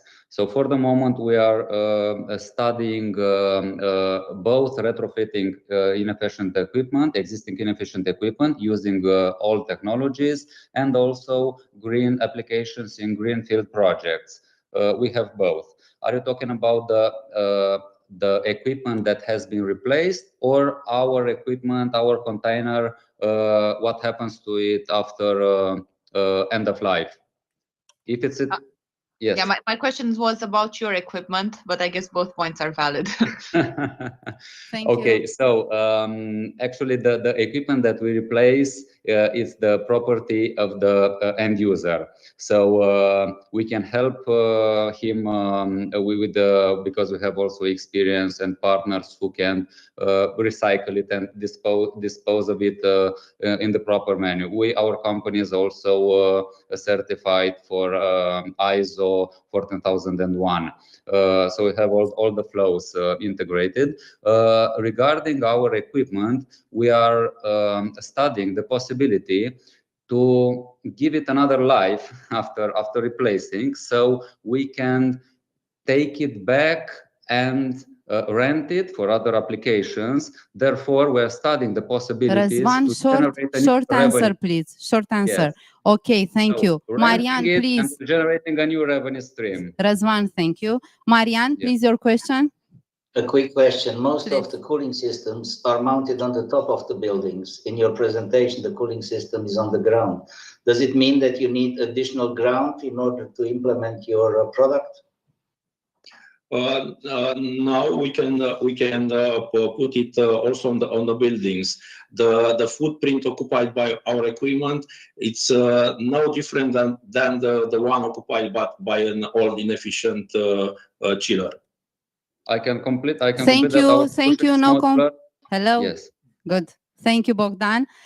Good. Your question, Ioana, please. Thank you. I was wondering, what is the profitability margin for this project for the company? So, of course, this is our confidential information, but we are at the moment we are not in the optimization phase. Though we are doing this kind of installation for a long time, and we are very familiar with the technologies, the water-cooled technologies. So we are in a well profitability margin, with a satisfying profitability margin that would allow us to continue research and developing the product, and also looking into new applications and new non-customers. Okay, thank you. Thank you, Ioana. Thank you, Răzvan. Gabriel, please, your question. Hi, thank you. My question is, how big is the market?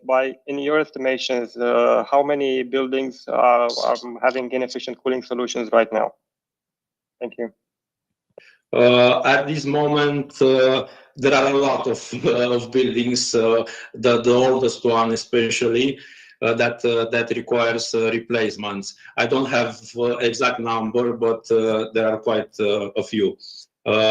And of course, the industrial field, it's even more, let's say, a bigger market for us. Because they need process cooling with bigger capacities, and yeah, the needs is bigger in the industry than HVAC market.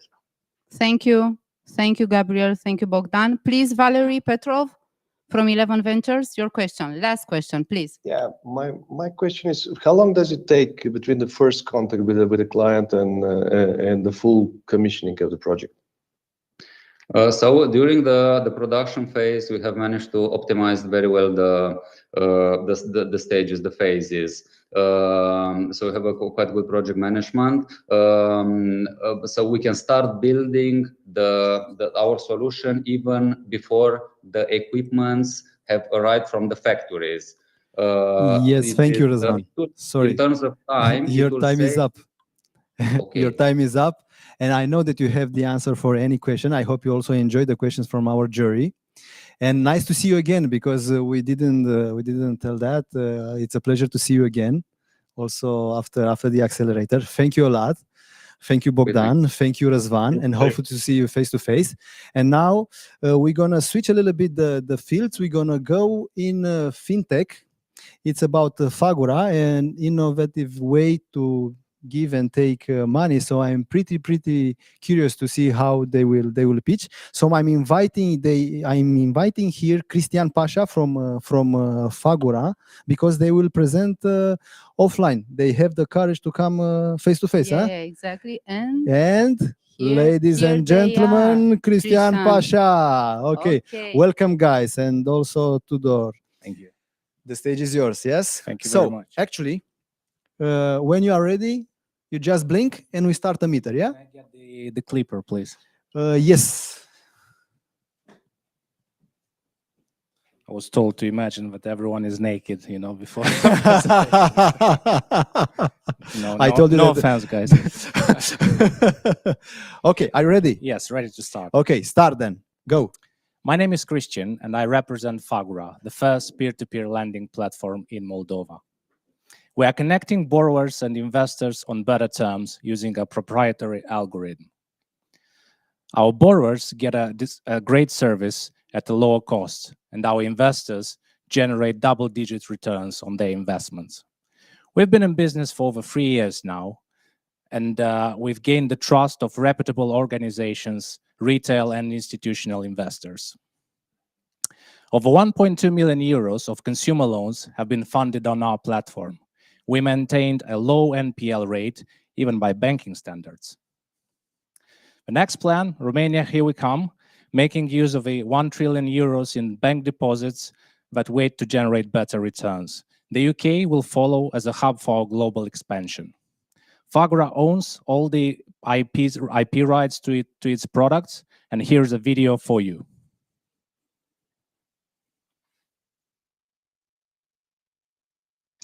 Fagura online platform is the heart of the project, the place where investors and borrowers meet.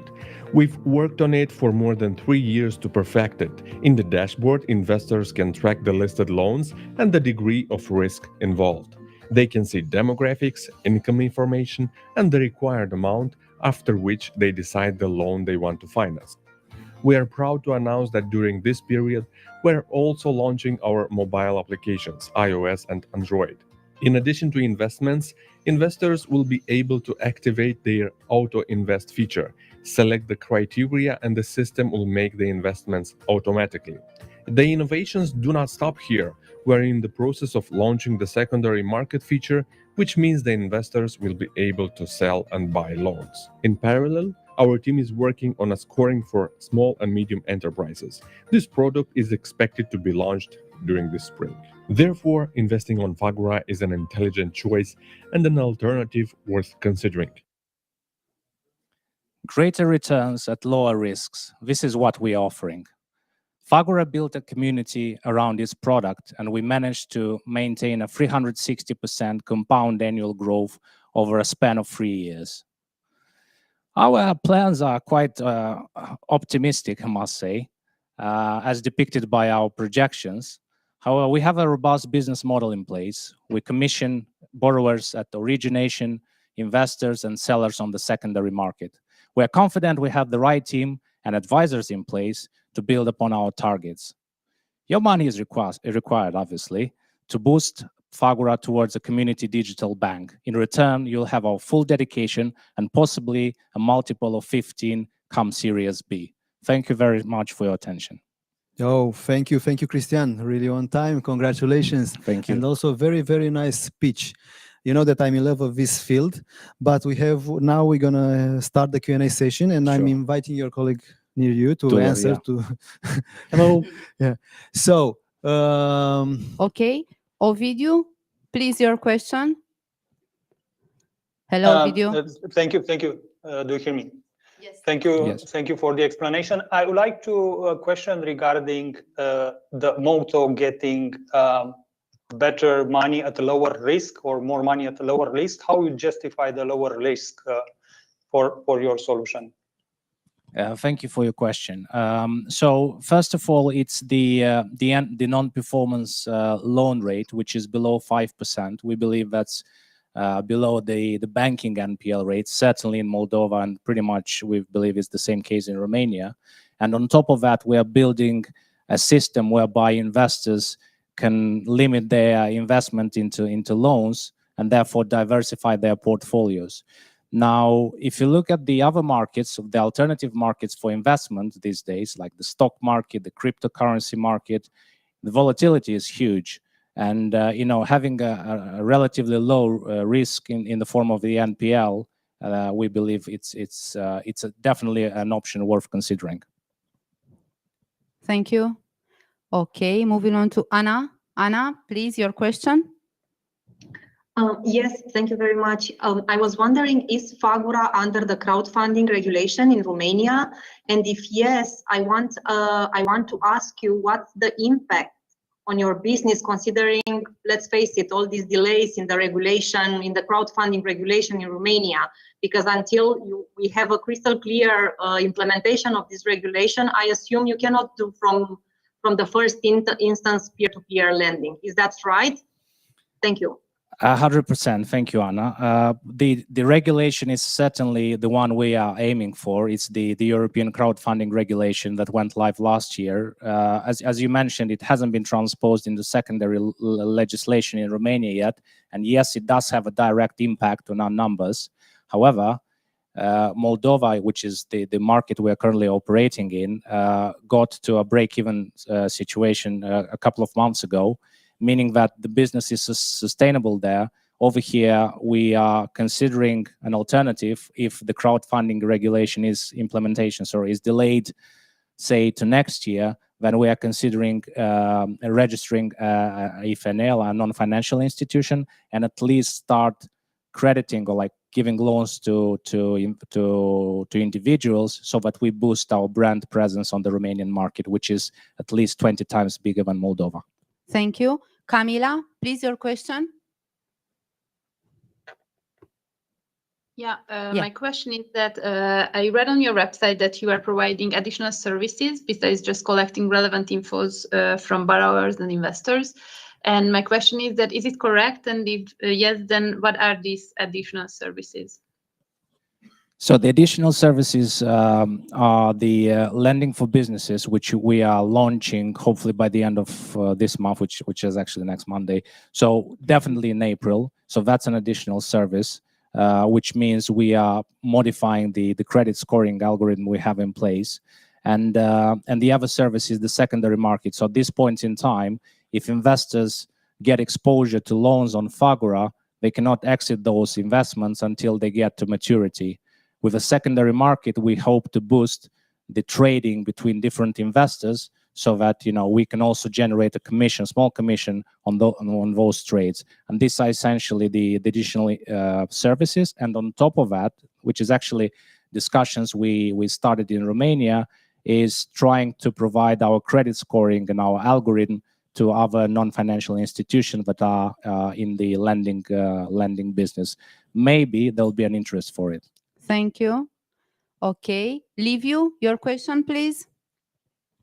Hi, Christian. Hi, Liviu. I'm happy to see your presentation skills improving. It shows that InnovX was definitely the right place for you guys. I have a question regarding your DNA as a marketplace, namely the KPI called frequency of use. How often does a user come back once he has used your platform once? Thank you, Liviu, for the question. We have borrowers. So on average, the borrowers come for a second and a third loan on our platform. So that's on the borrowing side. And on the lending side or the investment side, 90% of the cash generated in the investments on Fagura are reinvested into other loans. So we have a very serious sort of retention of customers. I hope that answered to your question. Great. Thank you. It does. But also, I want to add something. A big part of these investors from Fagura.com are also the investor in equity. The last year, we have a crowd investing campaign, and more than 200 investors from the platform come to be investors in equity. And yes, you are right. It's a good ambassador for us. And for sure, the jury knew that and know that. And congratulations for the break even. Yeah, congratulations for the new launch from next Monday. I really love the way you behave during the accelerator. Really, guys. I like your team. Thank you for the accelerator. Yeah, it was a pleasure to work together. Thank you. Thank you. Okay. Yeah.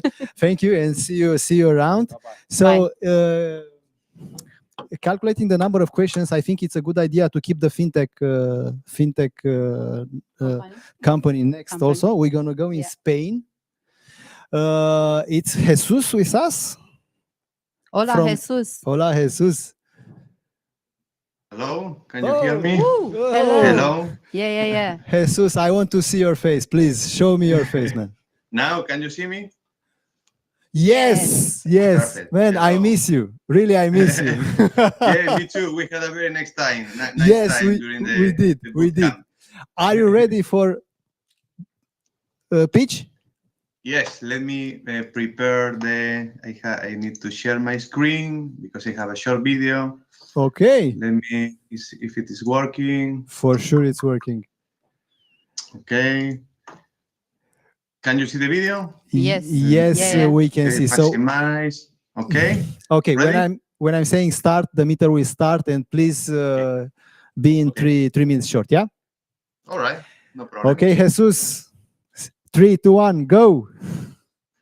Did you know that 2 out of 3 customers and managers trust artificial intelligence more than human to manage their finances? Hi, my name is Jesus Alvarez, and I am the Digital Business Developer Manager at Coinscrap Finance. Here we build white-label value-added solutions to efficiently find the best match for corporates with potential customers by processing their data from open banking. What can we offer? Pre-built white-label solutions ready to plug in, experienced team adapting our solutions to diverse scenarios. We think like engineers and we build like architects. We are fully customer-centric. Some facts. We have helped financial users to save 2,500 euros per year. Our customers have improved their Net Promoter Score more than 30 points. Acquisition cost reduced by 50%. Big Spanish corporations already working with us, and we have received many international awards. Which are our revenue streams? Setup fee for adaptation of our solutions, plus a license fee according to the active customers by tiers. We offer a wide portfolio of services and products for the financial and insurance verticals.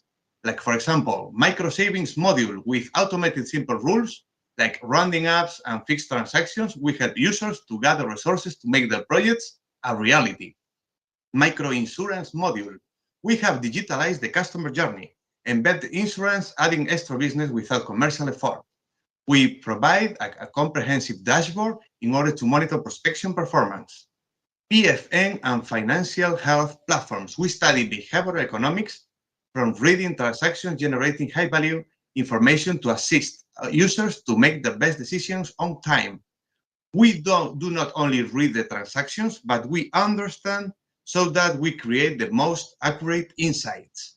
Data management. Our artificial intelligence categorization engine processes more than 1 million transactions per day with an efficiency above 90% and gathers all information in clusters according to behavioral economics. Our soul. Experience integrating our tools to different scenarios. Great UX department, customer-centric. White label solutions providing additional services at low cost and fast road to market. Complementary products.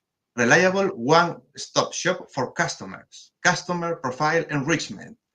Our clients and partners are our best testimony. Santander, Mafre, Generali, among others. Would you like to find out how in the current volatile times we can help banks and insurers to retain their customers and find out new revenue streams? Just contact us now. Thank you very much. Sus, felicitaciones. Felicitaciones. If it is right like this, okay. We miss your accent during workshops. Okay. It's very sweet. My accent is very sweet. Yes. But we are lucky because we're going to hear you 5 more minutes Yes, for exactly. the Q&A You're session. right. You're right. And we have a question from Alin. Please. Okay. Jesus, how much of your revenues is recurrent? How much is license or subscription based? Something like right now we are talking about 15% is a setup fee, and we are making MRR around 85%. Yes. All right. Thanks. You're welcome. Thank you. Please, Ioana, your question. Thank you. I wanted to know what is the size of your data analytics team and what's the experience that they have? Sorry, the question is the size of the tickets? No, of the data analytics team. The data analytics team. Actually, we are 25 people in the company, and the data analytics team is around 8 people right now. But most of the company, they are IT people related field employees. We are constantly developing our artificial intelligence and natural language processing engine, which is the real true soul of the company. Okay, thank you, Jesus. Gabriel, your question, please. Hi, thank you. My question is regarding the scaling opportunity of your company. If you're producing white labels for companies, how difficult is it to scale? Can you talk a little bit more about that? Actually, we have developed our white label solutions, which all of them share the same structure. So, and we have so far we have implemented our solution in more than 15 countries, 15 companies in Spain, and also we are providing service in Mexico, France, Portugal, and we are about to start in Poland. And so the more we replicate our solution, the faster we are able to implement them in new countries. So right now we want to provide an API-based business, but depending on the demand of our customers, we pay attention in the look and feel adaptation, on all that front-end development that we are capable to do it. But it depends in the circumstances and the contract.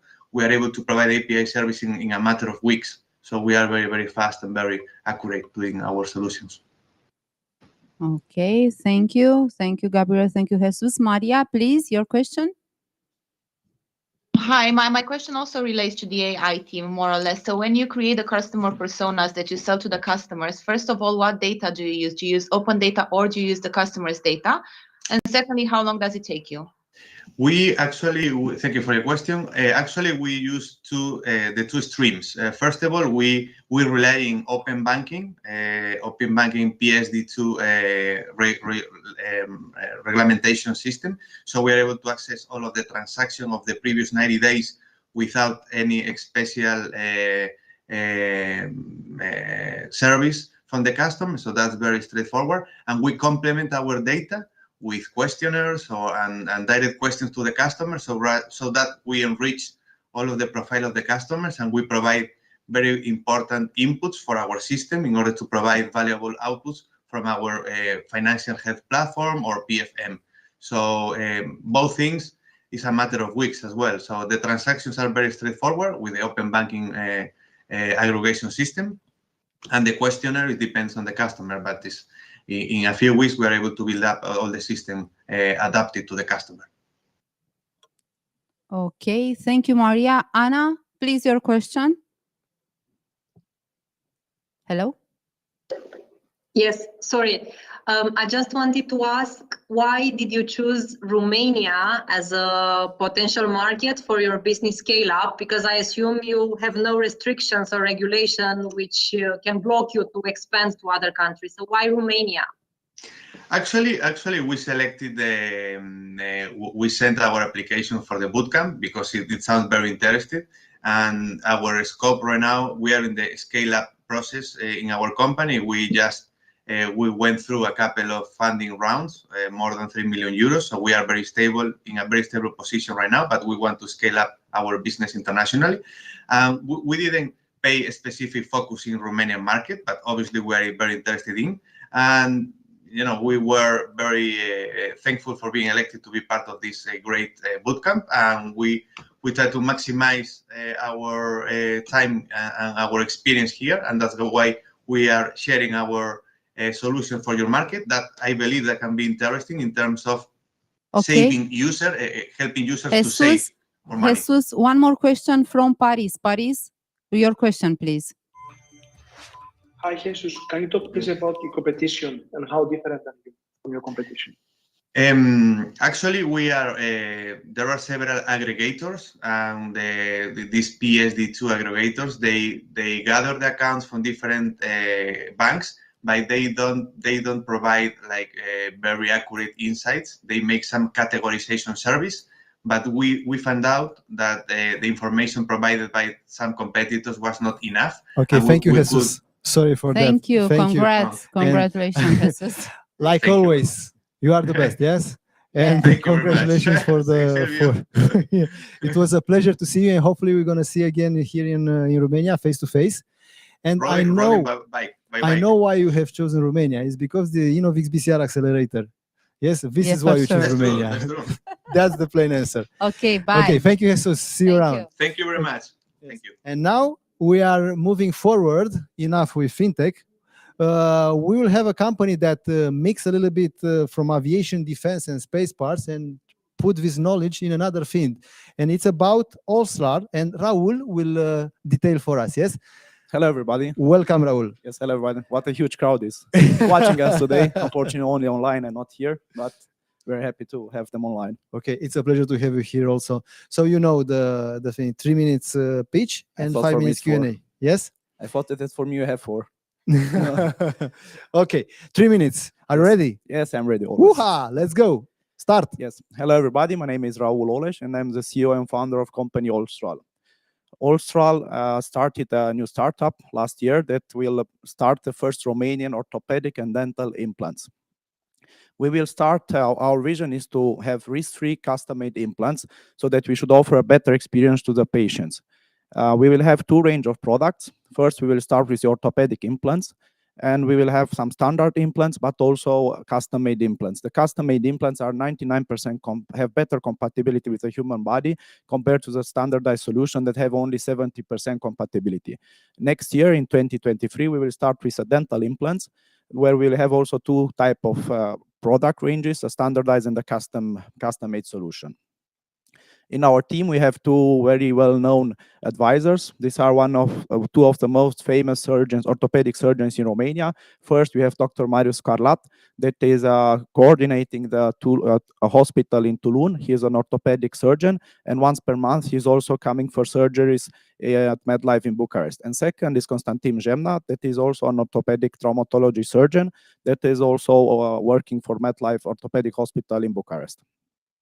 We will start this year. We'll launch our first two range of products. This will be the upper limbs implants. We'll have 65 products for the practice fractures for the arms. And also we'll have a second range of implants for the ankles. There will be 78 different implants.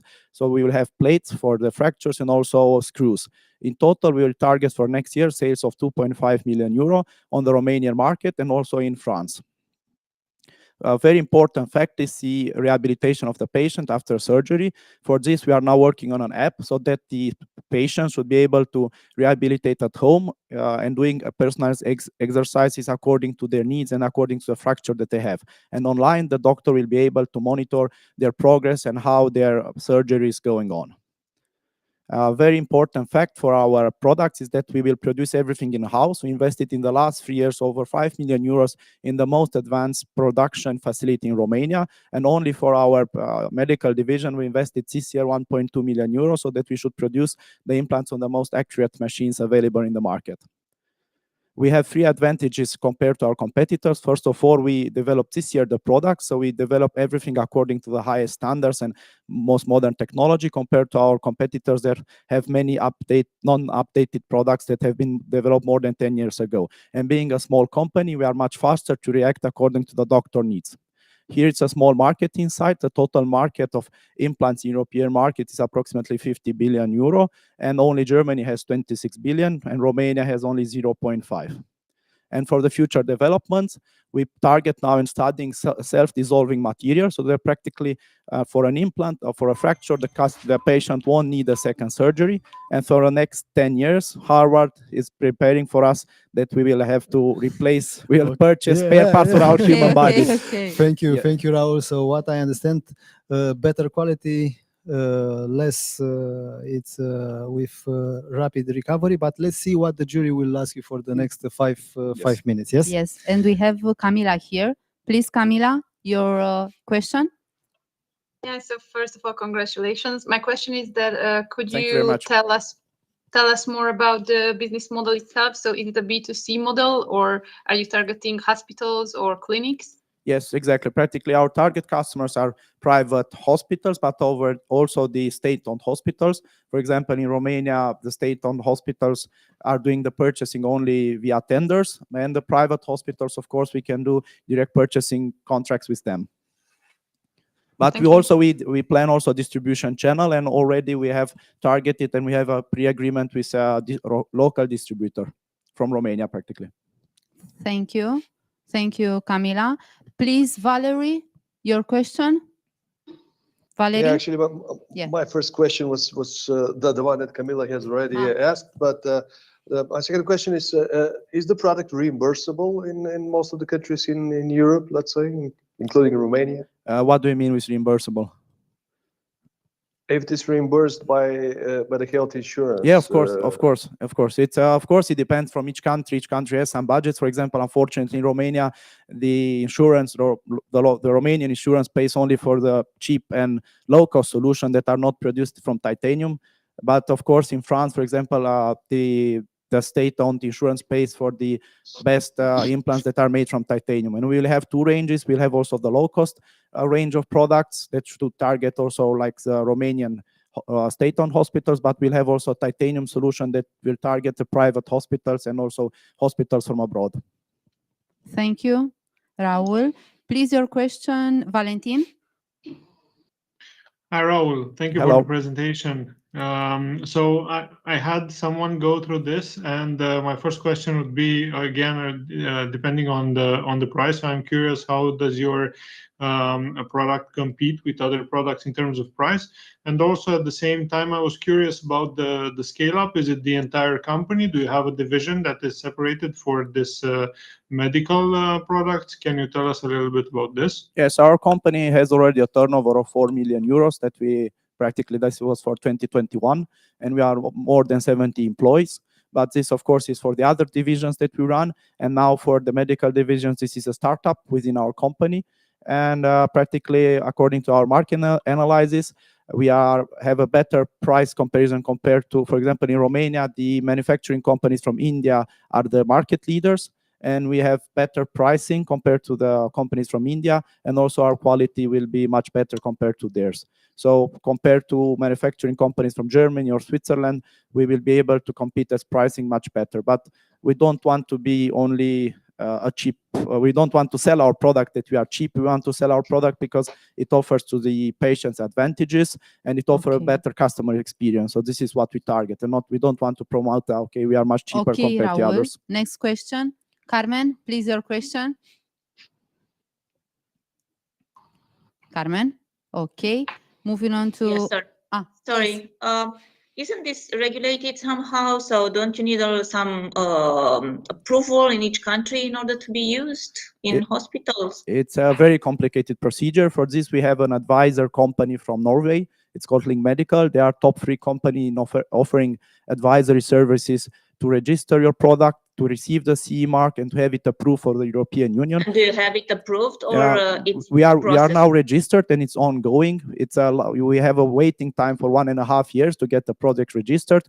This summer, beginning of the autumn, we'll have all our products registered and approved. So it's a very complicated process. And after we'll have the CE mark, we'll be able to sell in any European Union country. Super. Thank you. Thank you, Raul. Marian, your question, please. Great initiative. Congratulations. Thank you very much. What is the recovery time compared with the traditional methods? For example, it's much faster and it's much better quality. If you have an implant for a broken arm or a broken leg, the fracture will have a perfect joint.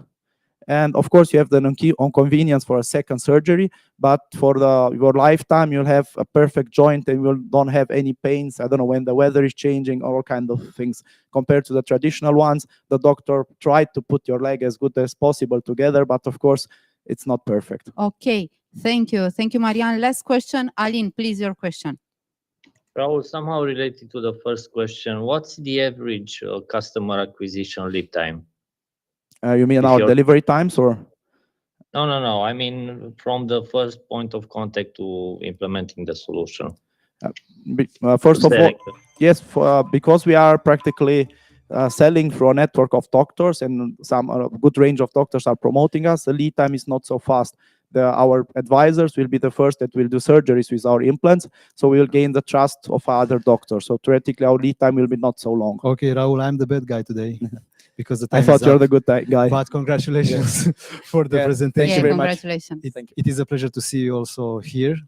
It was my pleasure to come, and I wanted to do it live because I think this is the best condition to see everybody live. You're right. Yes. And not staying at home from Yes. behind And the TV. it was a pleasure to work together so many weeks. Yeah, of course, we are now very good co-workers. Thank you very much. Thank you very much. Thank you also. Goodbye, Now everybody. we go further. We go further to another innovative company that I love the fact that they have solution inside of their brand. So the name of the company is Headlight Solutions, and I'm inviting Alina Ciobanu to tell us what is all about.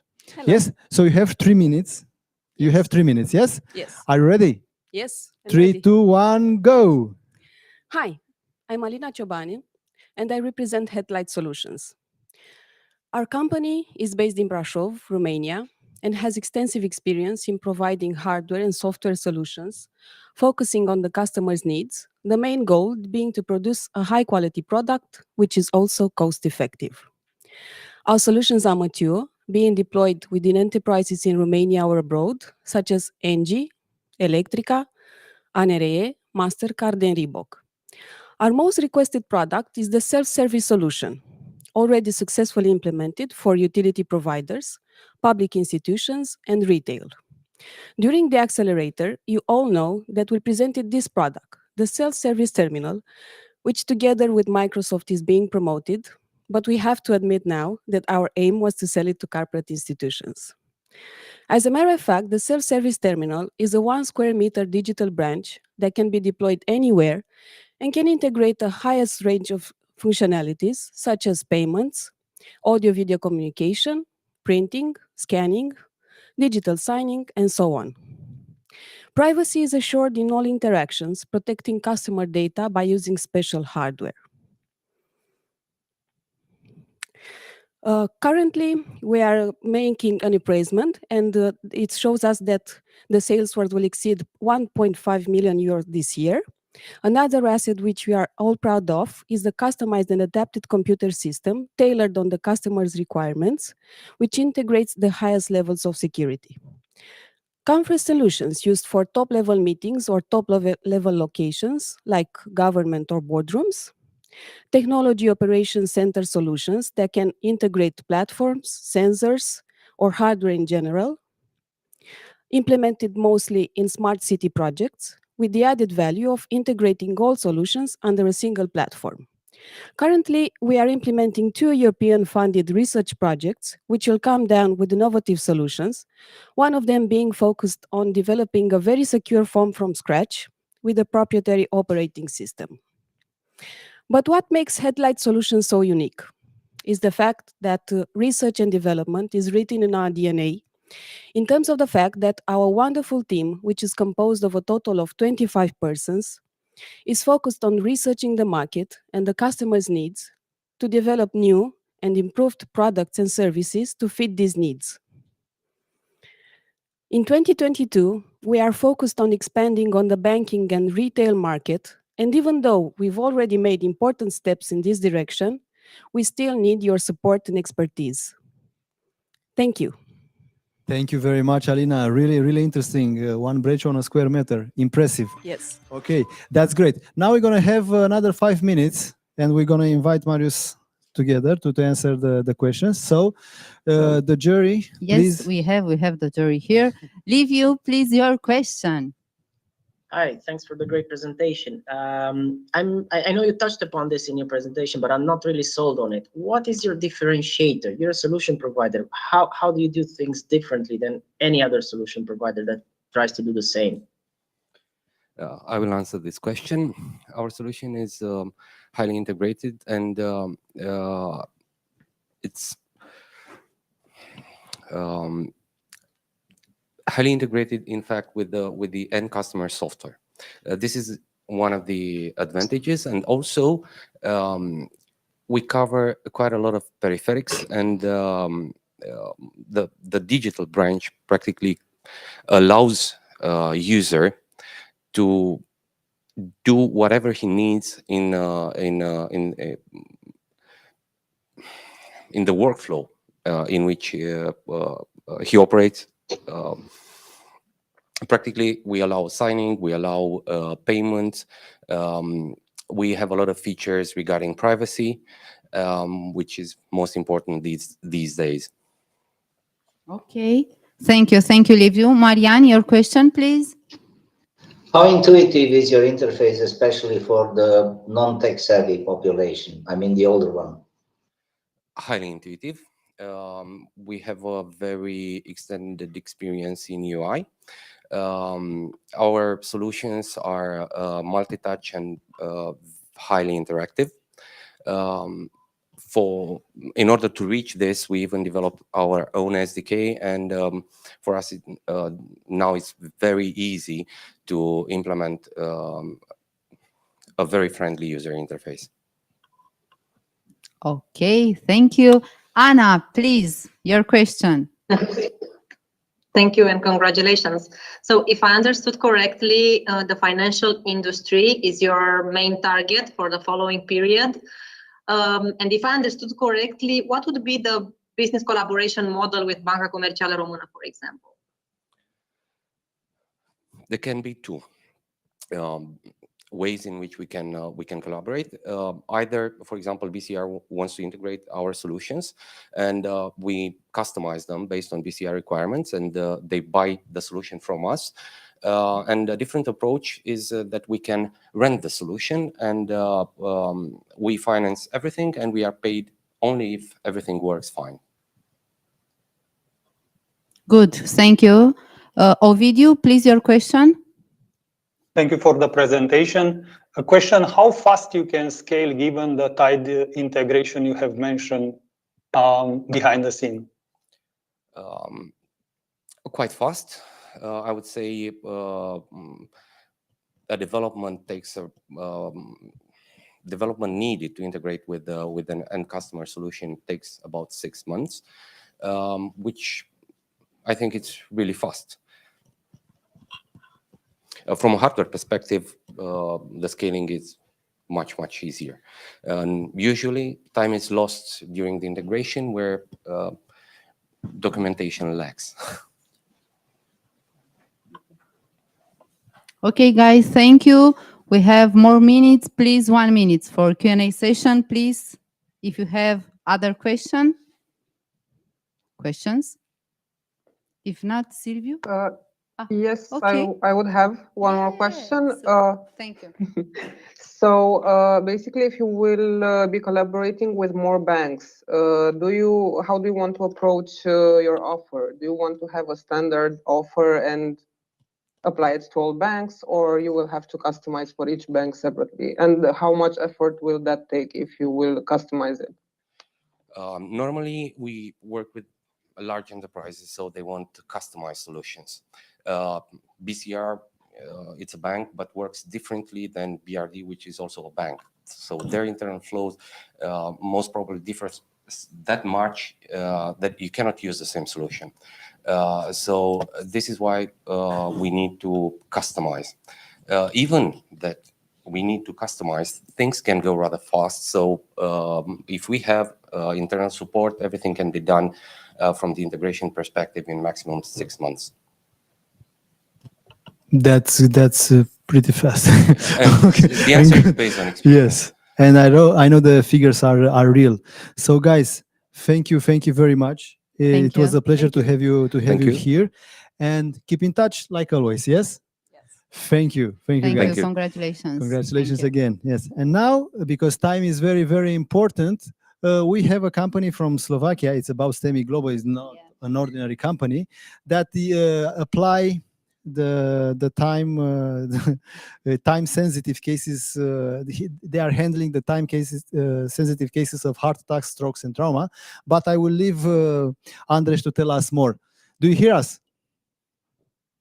Hi, yes, I'm here. Just a sec. Can you see me? I think yes, you can. Anyhow, it's a pleasure to see you and hear you. Long time no see, eh? Yeah. Well, I was considering traveling, but it's those difficult times. It's really hard to go anywhere beyond borders and be sure to return normally. You know that you are welcome here, and it will be a pleasure to meet you also face to face. Are you ready for a 3-minute speech? Yes. Okay, so 3, 2, 1, go. I have a bad news for all of you. Every third one of you, your family and your friends will die of heart attack and stroke. The sad thing is that those incredible numbers could be much lower if almost half of didn't have a delayed treatment. And the delays are in the pre-hospital care usually, where there are multiple transports, multiple diagnoses, and waiting for things to happen. We have managed to remove most of the unnecessary delays with our communication platform, and that resulted in 64% decrease in secondary transportation, 60 minutes decrease of time to treatment, and that translated into the reduction of immediate mortality by 50%. And we don't do it just for heart attack and strokes, but also for other hot potatoes in ambulances like trauma, COVID, pediatrics, and gynecology. We calculated that only about 7% of eligible hospitals have similar solution, and so the market looks still attractive. The estimated market value is around $4 billion, and let's not forget that the hospitals are like banks 8 years ago in dire need of digitalization and modernization. There is a competition on the market, but no major player with large market share has emerged yet, and we are better as we have clinical study about the results that we deliver, and we have fast implementation of product that can be used within few weeks, and we provide comprehensive statistics on performance of wards, hospitals, or even regions. We are raising 2 million euros that will help us to finish our product development, mainly in AR diagnostics, and gives us chance for global scaling. I believe that we have a perfect team to cover the technical, financial, BDM, medical areas, combining over 100 years of experience. Our advisory board includes experts in marketing, business, medical fields, and also for AR development, we have a professor from UC Berkeley. We have some recognitions and some awards, but the most important part is that the families should stay together, not because of the luck, but because of fast treatment and no delays. And we believe that that every third person can be saved. So, thank you. Wow, so fast. Yes, Well, if I because have 30 time, seconds more, it's, if I have 30 seconds more, please do. It's your time. Yeah. We're also developing a B2C application that will help reduce the time to treatment by shortening the hesitation and the maturation before calling the ambulance, and allowing the patient self-diagnose and make the right decision about calling the ambulance as soon as possible. These are our AR developments that we are doing for the ambulances, and we also make it available for general public. Okay. Yes, Anders, you are really a professional because time is very important for you, for us also in MedTech. So indeed, you are on time. Now you have 5 more minutes for Q&A from the jury, yeah? Yeah, and we have Bartosz here. Please, Bartosz. Hi, thank you for the presentation. It's a bit of a scary perspective, but it's good that you are up and running and raising money so you can help people, I guess. My question is, how do you plan to roll out internationally, and especially what makes your rollout and implementation fast, as you mentioned? Yeah, the implementation speed is mainly because we have a training academy. We are the only ones. So whether you are a paramedic in the ambulance or a doctor or a nurse, we watch 30 minutes of videos, and you know exactly how and what to do and how to operate the application or the web interface. And the scaling, well, it's different country to country because in US, for example, it's so much easier because we talk directly to the private clinics, and the decisions can be quite fast, or any other country where the private healthcare sector is the biggest. So, for example, also in Indonesia, we have a now running pilot, and in US and Oregon with individual clinics. In countries like Romania or Slovakia or any other, it's mainly talking to a government on the governmental level, where the sales pipeline could be a bit longer, up to 12 months. But once you get it, it's easy to stay in, I suppose. And we rely on help with the local distributors. Right now, we are talking to, for example, Medtronic or Siemens to help us to get to the governments and across different regions. Super. Thank you. Gabriel, Thanks. Your question, please. Thank you. Hi. Who's your biggest competitor, and what are you doing differently in order to succeed? Thank you. The biggest competitor is a company from US, Pulsara, and they have a very similar solution, but where we are heading is it's a different way, because we are trying with our development to put basically doctor into the ambulance via virtual reality and to help diagnosing the symptoms of the very important parts by AI.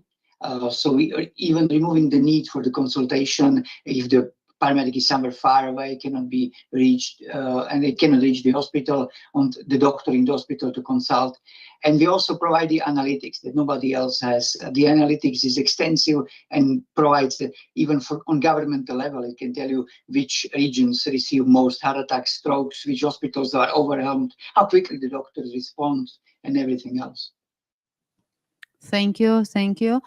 Andrei, please, your question, Valerie? Yeah, but I couldn't understand if you have already some traction, some paying customer buying the product.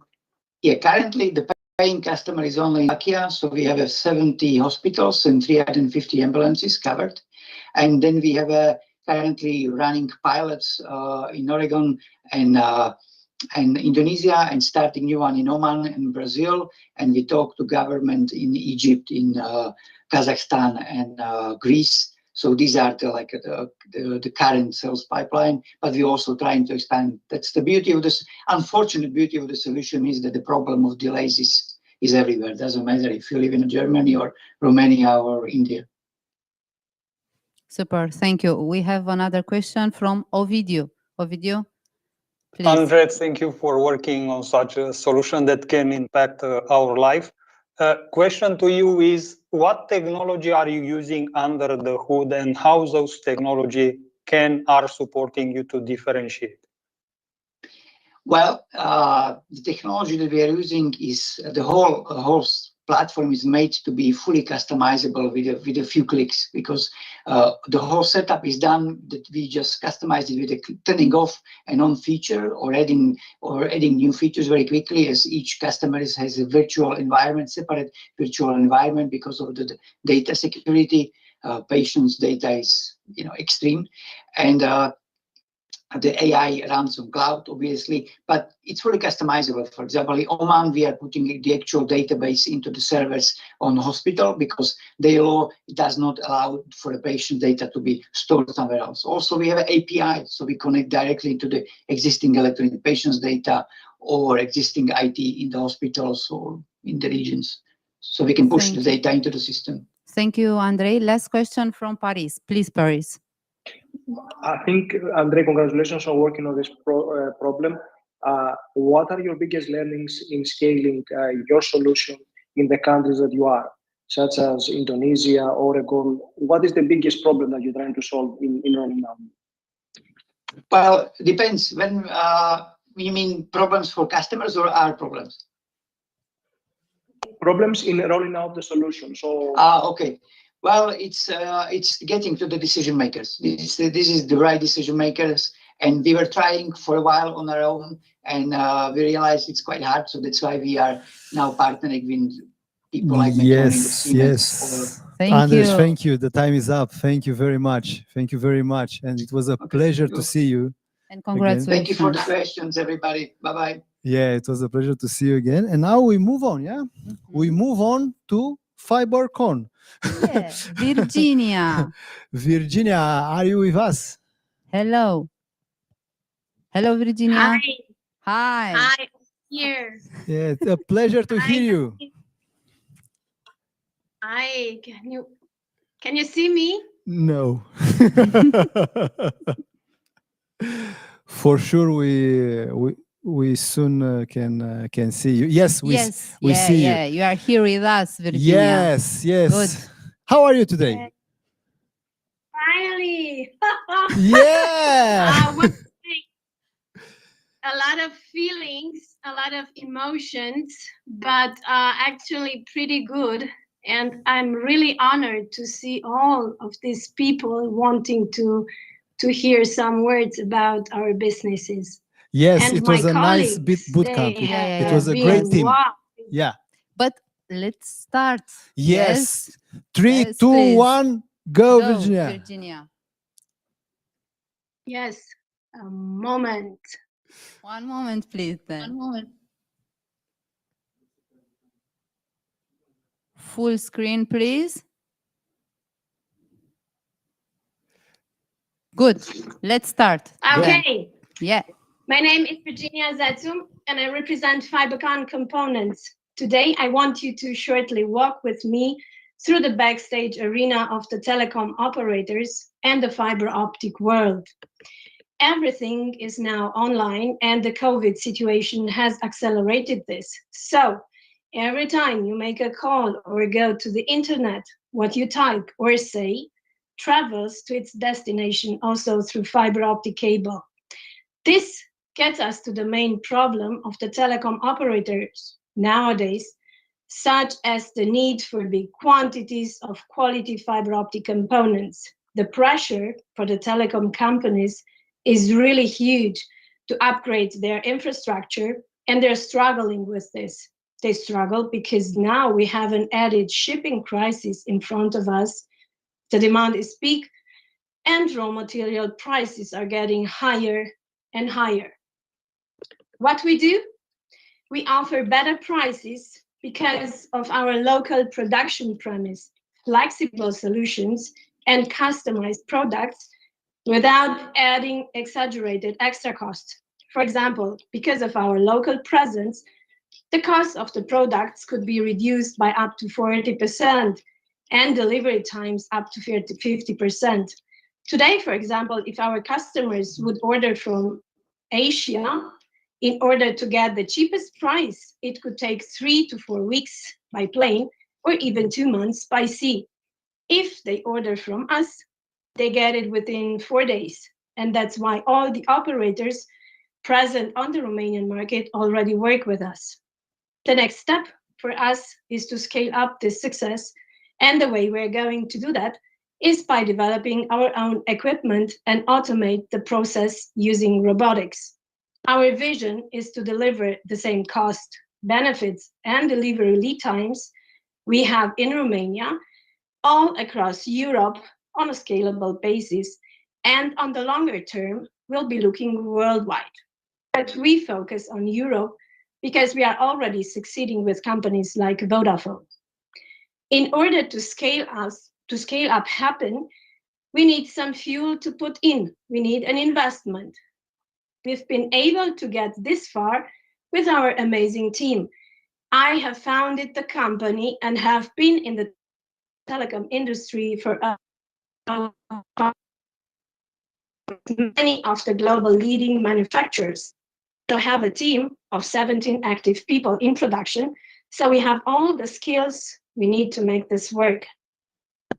So what you've seen is the telecom industry is under pressure to upgrade their infrastructure. We've got a solution to that, which is fast delivery time, better prices, flexible solutions. Great to Our hear that, solution- Virginia, because the time is up. For sure, you will have another 5 minutes to answer the jury questions. So, are you ready for the questions? Okay, please Stop sharing. stop sharing the screen, and then And we have the questions. Guys, please, your questions, if you are ready. So I have a question. Yes, please. Virginia, Please, Paris. Your key value proposition is the shorter lead times.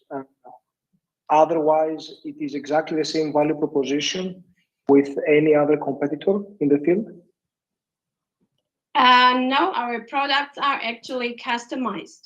So we offer small delivery times with customized products. Okay, thank you, Virginia. Thank you, Paris. Valentin, please, your question. Hi, Virginia. So if I understood correctly, the products that you're pushing out right now are done manually. And also at the same time, can you share with us the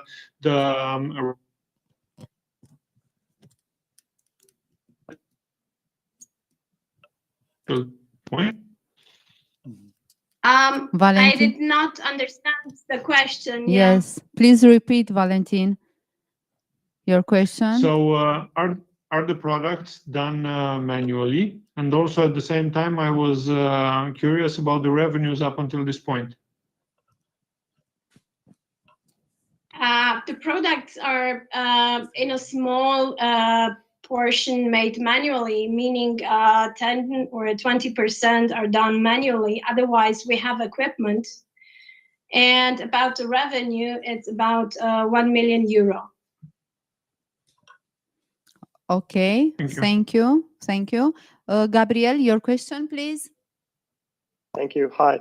You mentioned supply chain problems for the industry, but how does this not affect you? How are you dealing with supply? Thank you.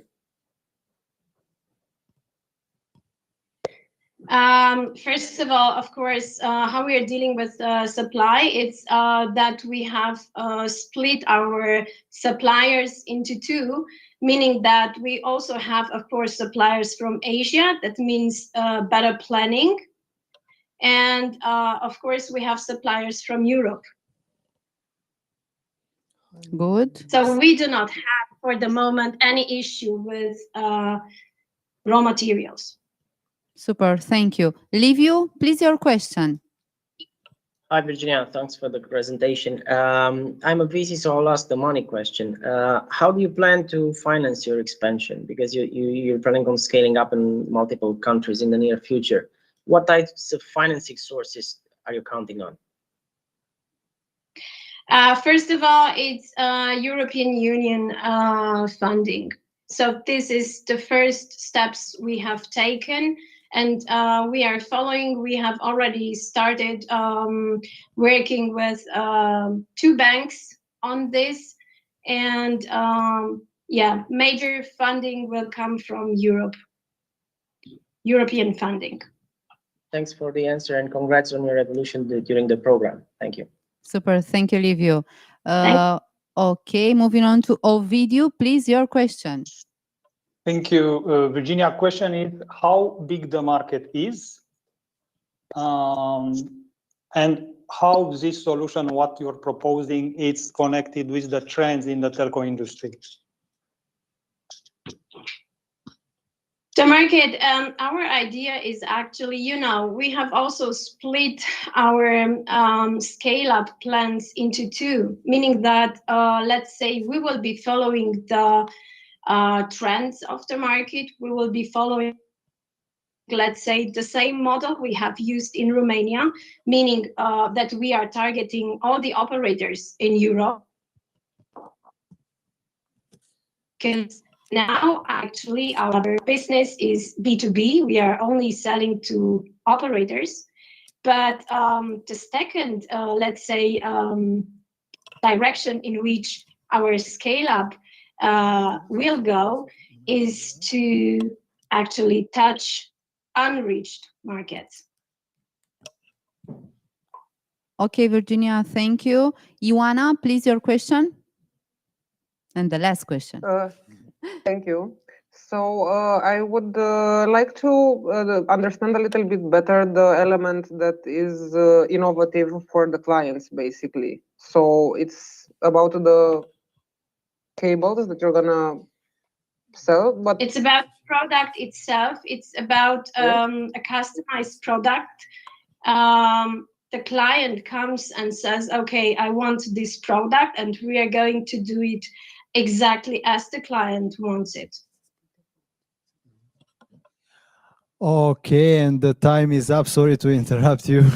Okay, thank you, Virginia. Thanks, guys. Congratulations, Virginia. Like Thank always, you. it's a pleasure to speak with you. And now, because all the companies are done, yes, exactly, it's time for the jury to vote. Yeah. Yes. Using the Mentimeter. Yeah. Thank you to the jury. Yeah. First of all, thank you guys. And you are thank you amazing. to the companies also. And yes, congratulations, company. Thank you. And I think we will see you in more 2 minutes, maybe 5. Yes, with the results from boot camp. Thank you. Thank you, guys. You are amazing. Thank you. Vote. Yeah, vote.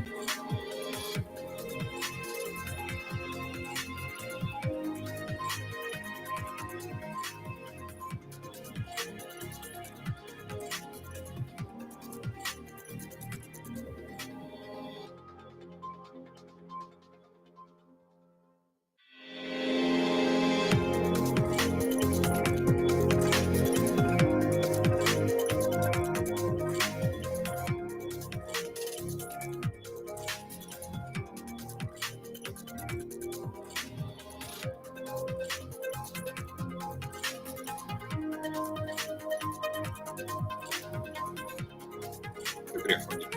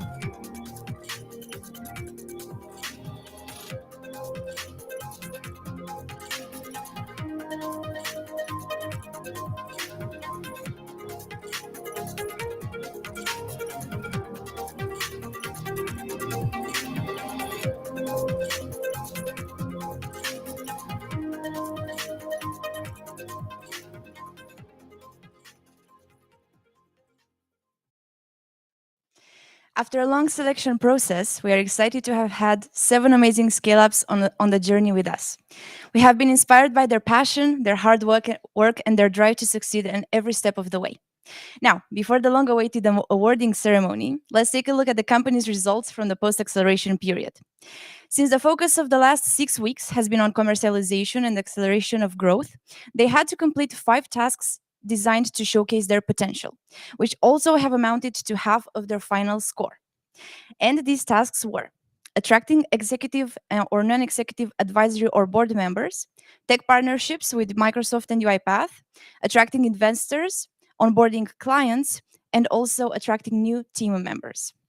Without further ado, let's see what our alumni have been up to in the post-acceleration period. And we will start with ICS first. In the last 12 weeks, they have successfully onboarded clients such as Continental Automotive Sibiu, Vitesco Technologies, Zentiva, Newton Laboratories, Engie, and Rompetrol. And the results were, as you can see, they had 4 clients, 1 board member, 3 team members, and formed 1 tech partnership with the UiPath. Congratulations to ICS. Moving on to Fagura. Their mission is to build the first community digital bank for millennials and their successors to invest, borrow, make payments, and transfer money instantly. And their results were, they had 3 clients, 2 board members, 3 investors, 3 team members, and 1 tech partnership with Microsoft. Congratulations, guys. Moving on, congratulations. Moving on to CoinSquare Finance. In the 12 weeks of the InnovX-BCR program, they had the opportunity to better understand the business model and establish a clearer vision for the future. And we congratulate them for their hard work during these last 12 weeks. Now, moving on to Headlight Solutions. Thank you, Gabriela. In the 12 weeks they have participated in the accelerator, they have established a partnership with Microsoft. And the results are 1 new client, 1 board member, 1 investor, and 3 new team members. Congratulations. Next, we have Austral. They have onboarded as advisors Dr. Marius Carlat, consultant orthopedic surgeon at the Saint-Michel Clinic in Toulon, and Dr. Constantin Jemna, orthopedic traumatology specialist at MedLife. They have also taken part in a special Startup Guide Bucharest event hosted by Andy Moisescu and highlighted on Forbes Romania. As for the results, they got 3 new clients, 3 board members, 1 investor, and 3 new team members. Congratulations. Moving on to FiberCon. They mentioned that the InnovX-BCR has made them visible to the world, and together with Dan Mocanu, our beloved mentor, they will become a magnet for an industry unreached today. The results are 1 client and 1 board member. Congratulations. Last but not least, STEMI. They are currently focusing on entering the Asian and US markets, already having implemented pilots. And the results are 4 clients, 2 board members, 3 investors, and 2 new team members. Congratulations to everyone. Congrats, guys. Congrats. And we'll be back with the awarding ceremony soon. Looking forward for that.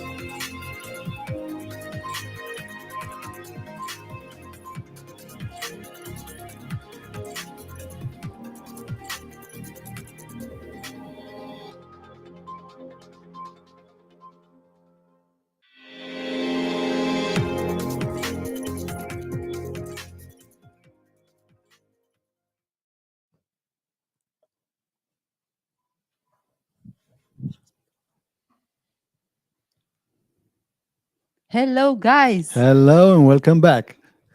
And now We have the results. Woo! The special prize, I think. Yeah. And let's start with UiPath UiPath award. Special Award, which is about the winner of a UiPath Special Award will receive a full day mentoring session in the UiPath Immersion Lab and a meeting with UiPath teams of specialists to advise on inclusion to the UiPath marketplace. So it's about the FiberCon. Woo! Yes, Fiber, you are FiberCon. here with us, Virginia. Where are you? Where are you? Where are you, Virginia? Okay. Alina, you are here with us? Alina from Microsoft? Yes, I am. Hello. Yes? Okay. Alina, please tell us the awards. Please. So the awards from Microsoft, which is actually the well-known, let's say, co-sell meeting and inception with our account executive teams, will go today to Headlight Solutions. Woo! Congratulations. Bravo. Congratulations. Okay, moving on to Mindspace. Please, Sherban, tell us about Hey everyone, so Mindspace will be giving out full membership for private office in Mindspace Pipera for a month to the winning team, as well as communication within our community and promotion within our community. And our award goes to Fagura.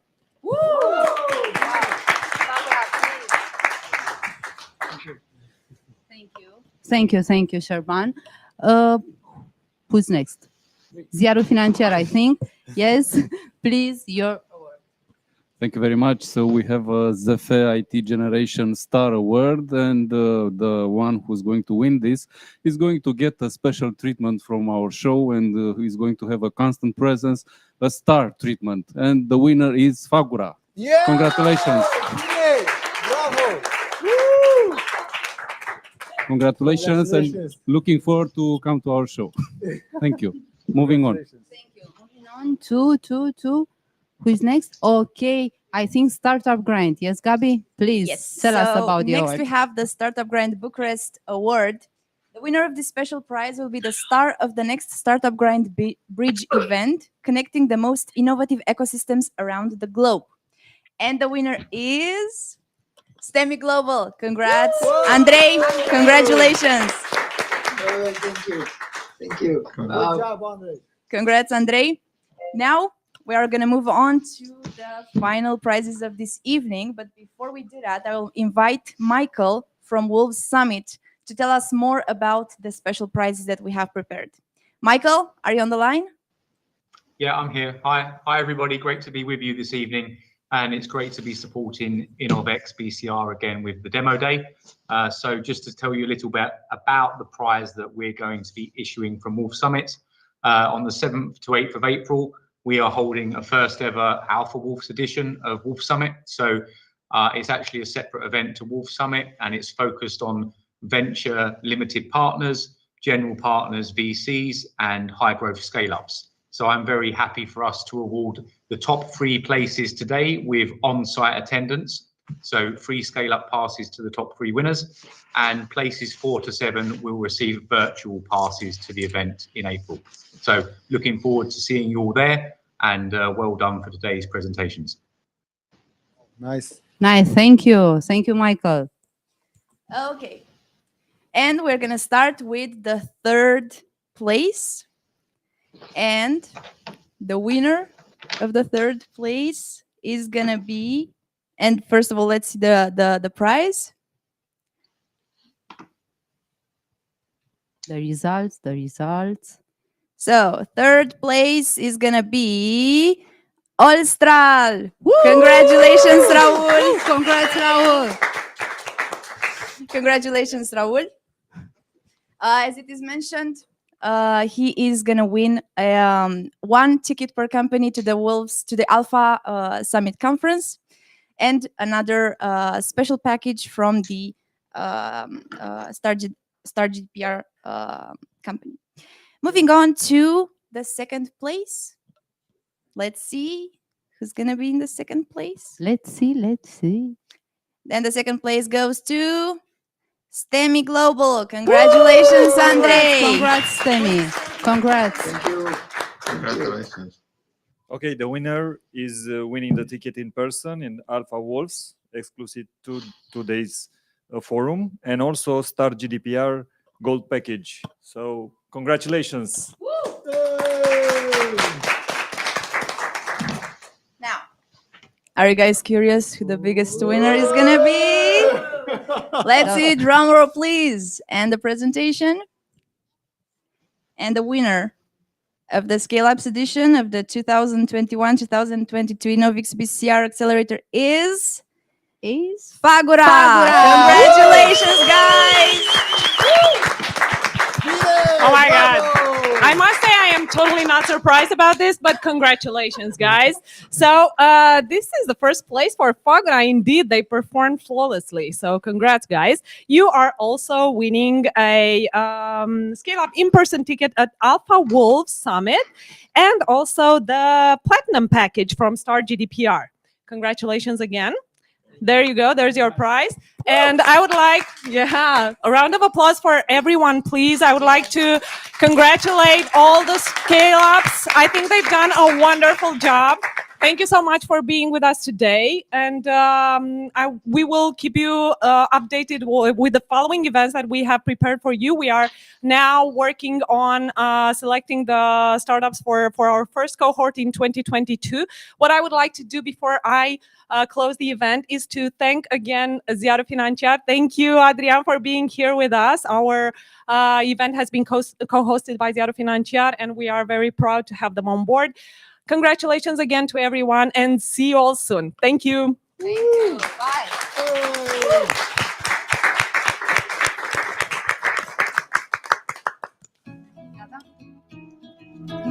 Bye.